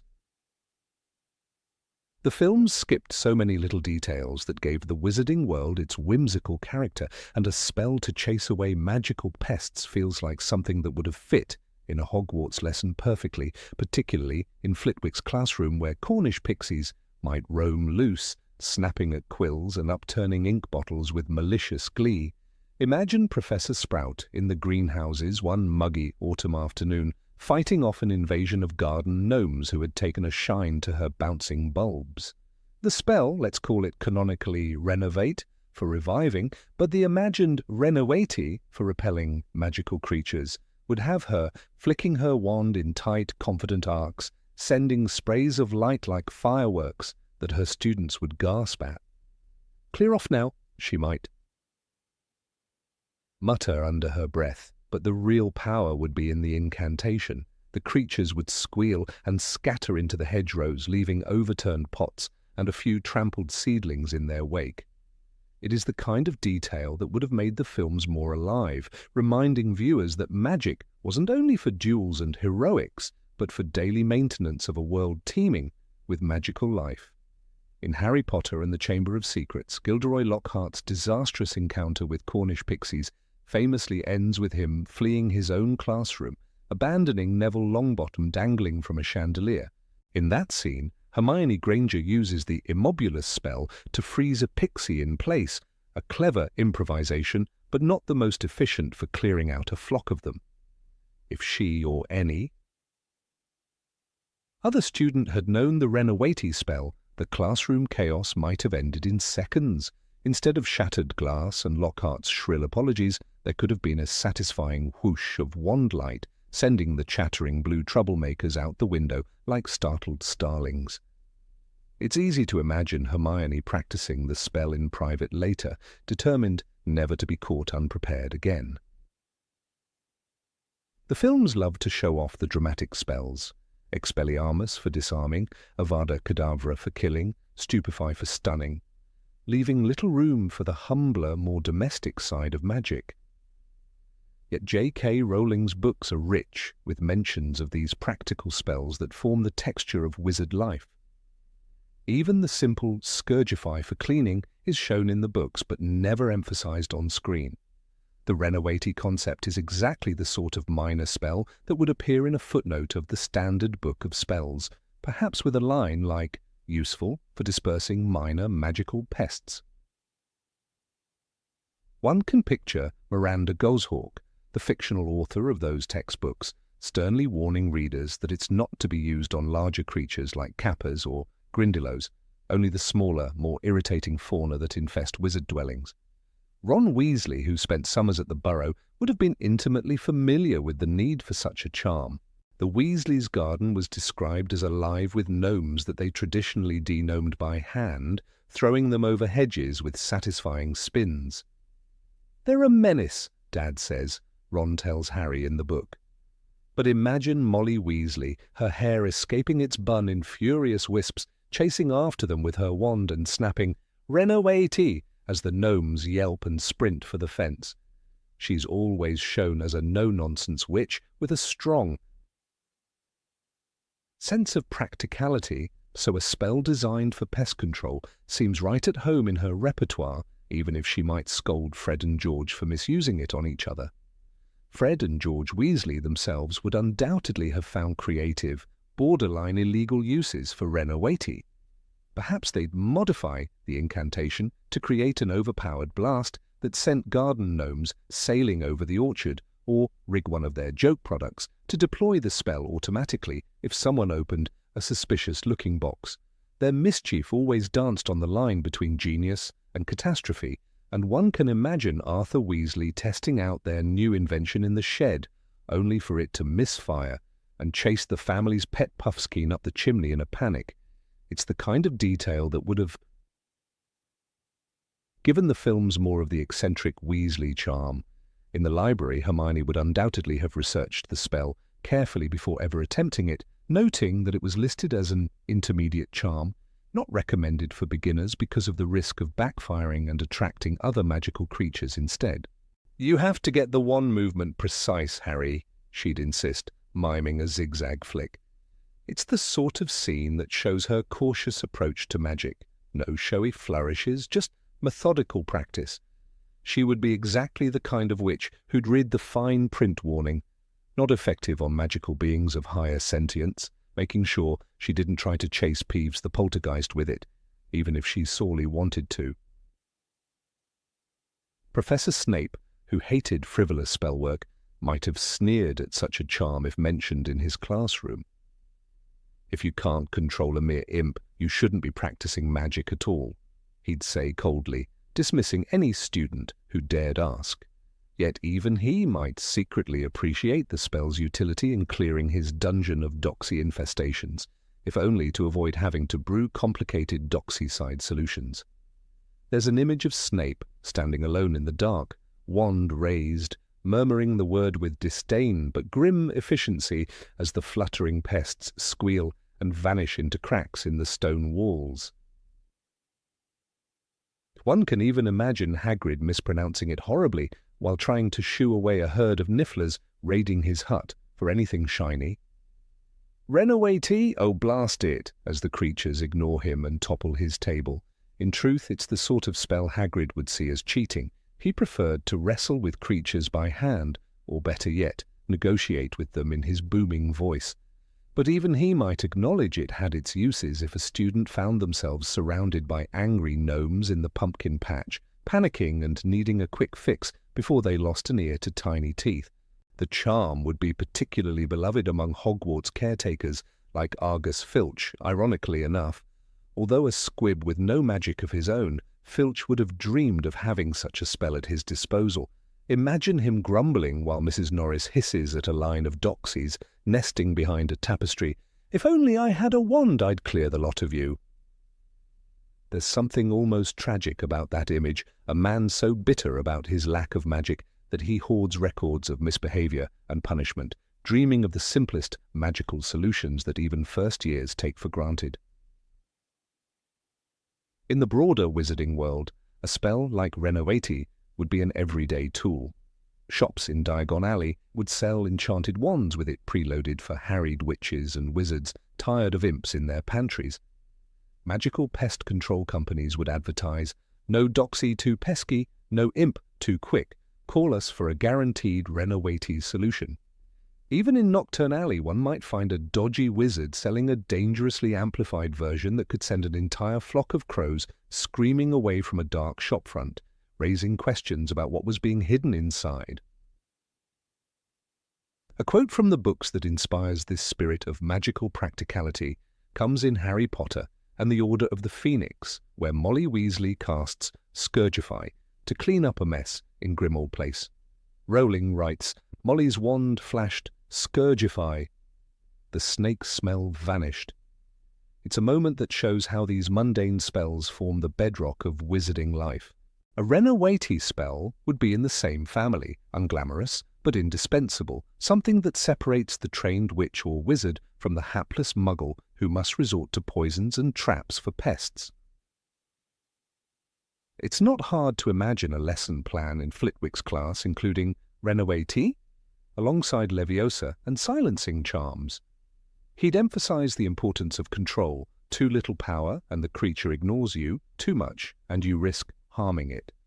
Ethical spellcasting is something Hogwarts often tries to teach between the lines, and a charm like this would be perfect for illustrating that balance.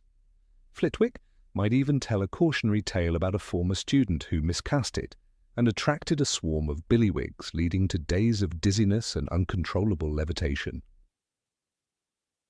In the daily life of students, a spell like this would be a badge of competence, something second years would boast about mastering over first years.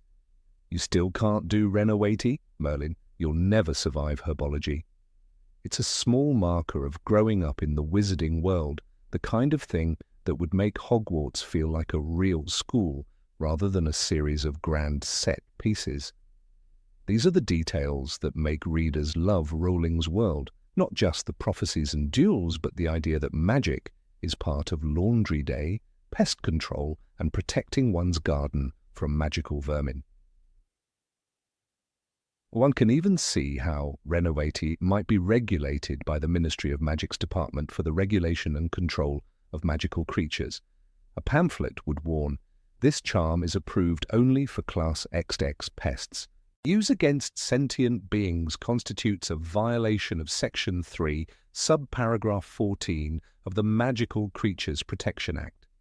It's the kind of bureaucratic absurdity Rowling delighted in, adding texture to the world by showing that even magical societies have paperwork and rules that wizards grumble about while standing in line at the department. Ultimately, the idea of this unseen spell reminds us how much richness is left unexplored in the films.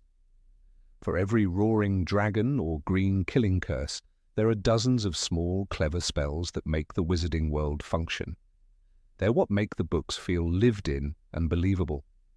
Renervate, whether you see it as a throwaway line in a footnote or a fully imagined Hogwarts staple, would have been a perfect addition to the movies, a flash of humour, a wink at the audience, and another piece of evidence that in the magical world, even chasing off pests is done with style.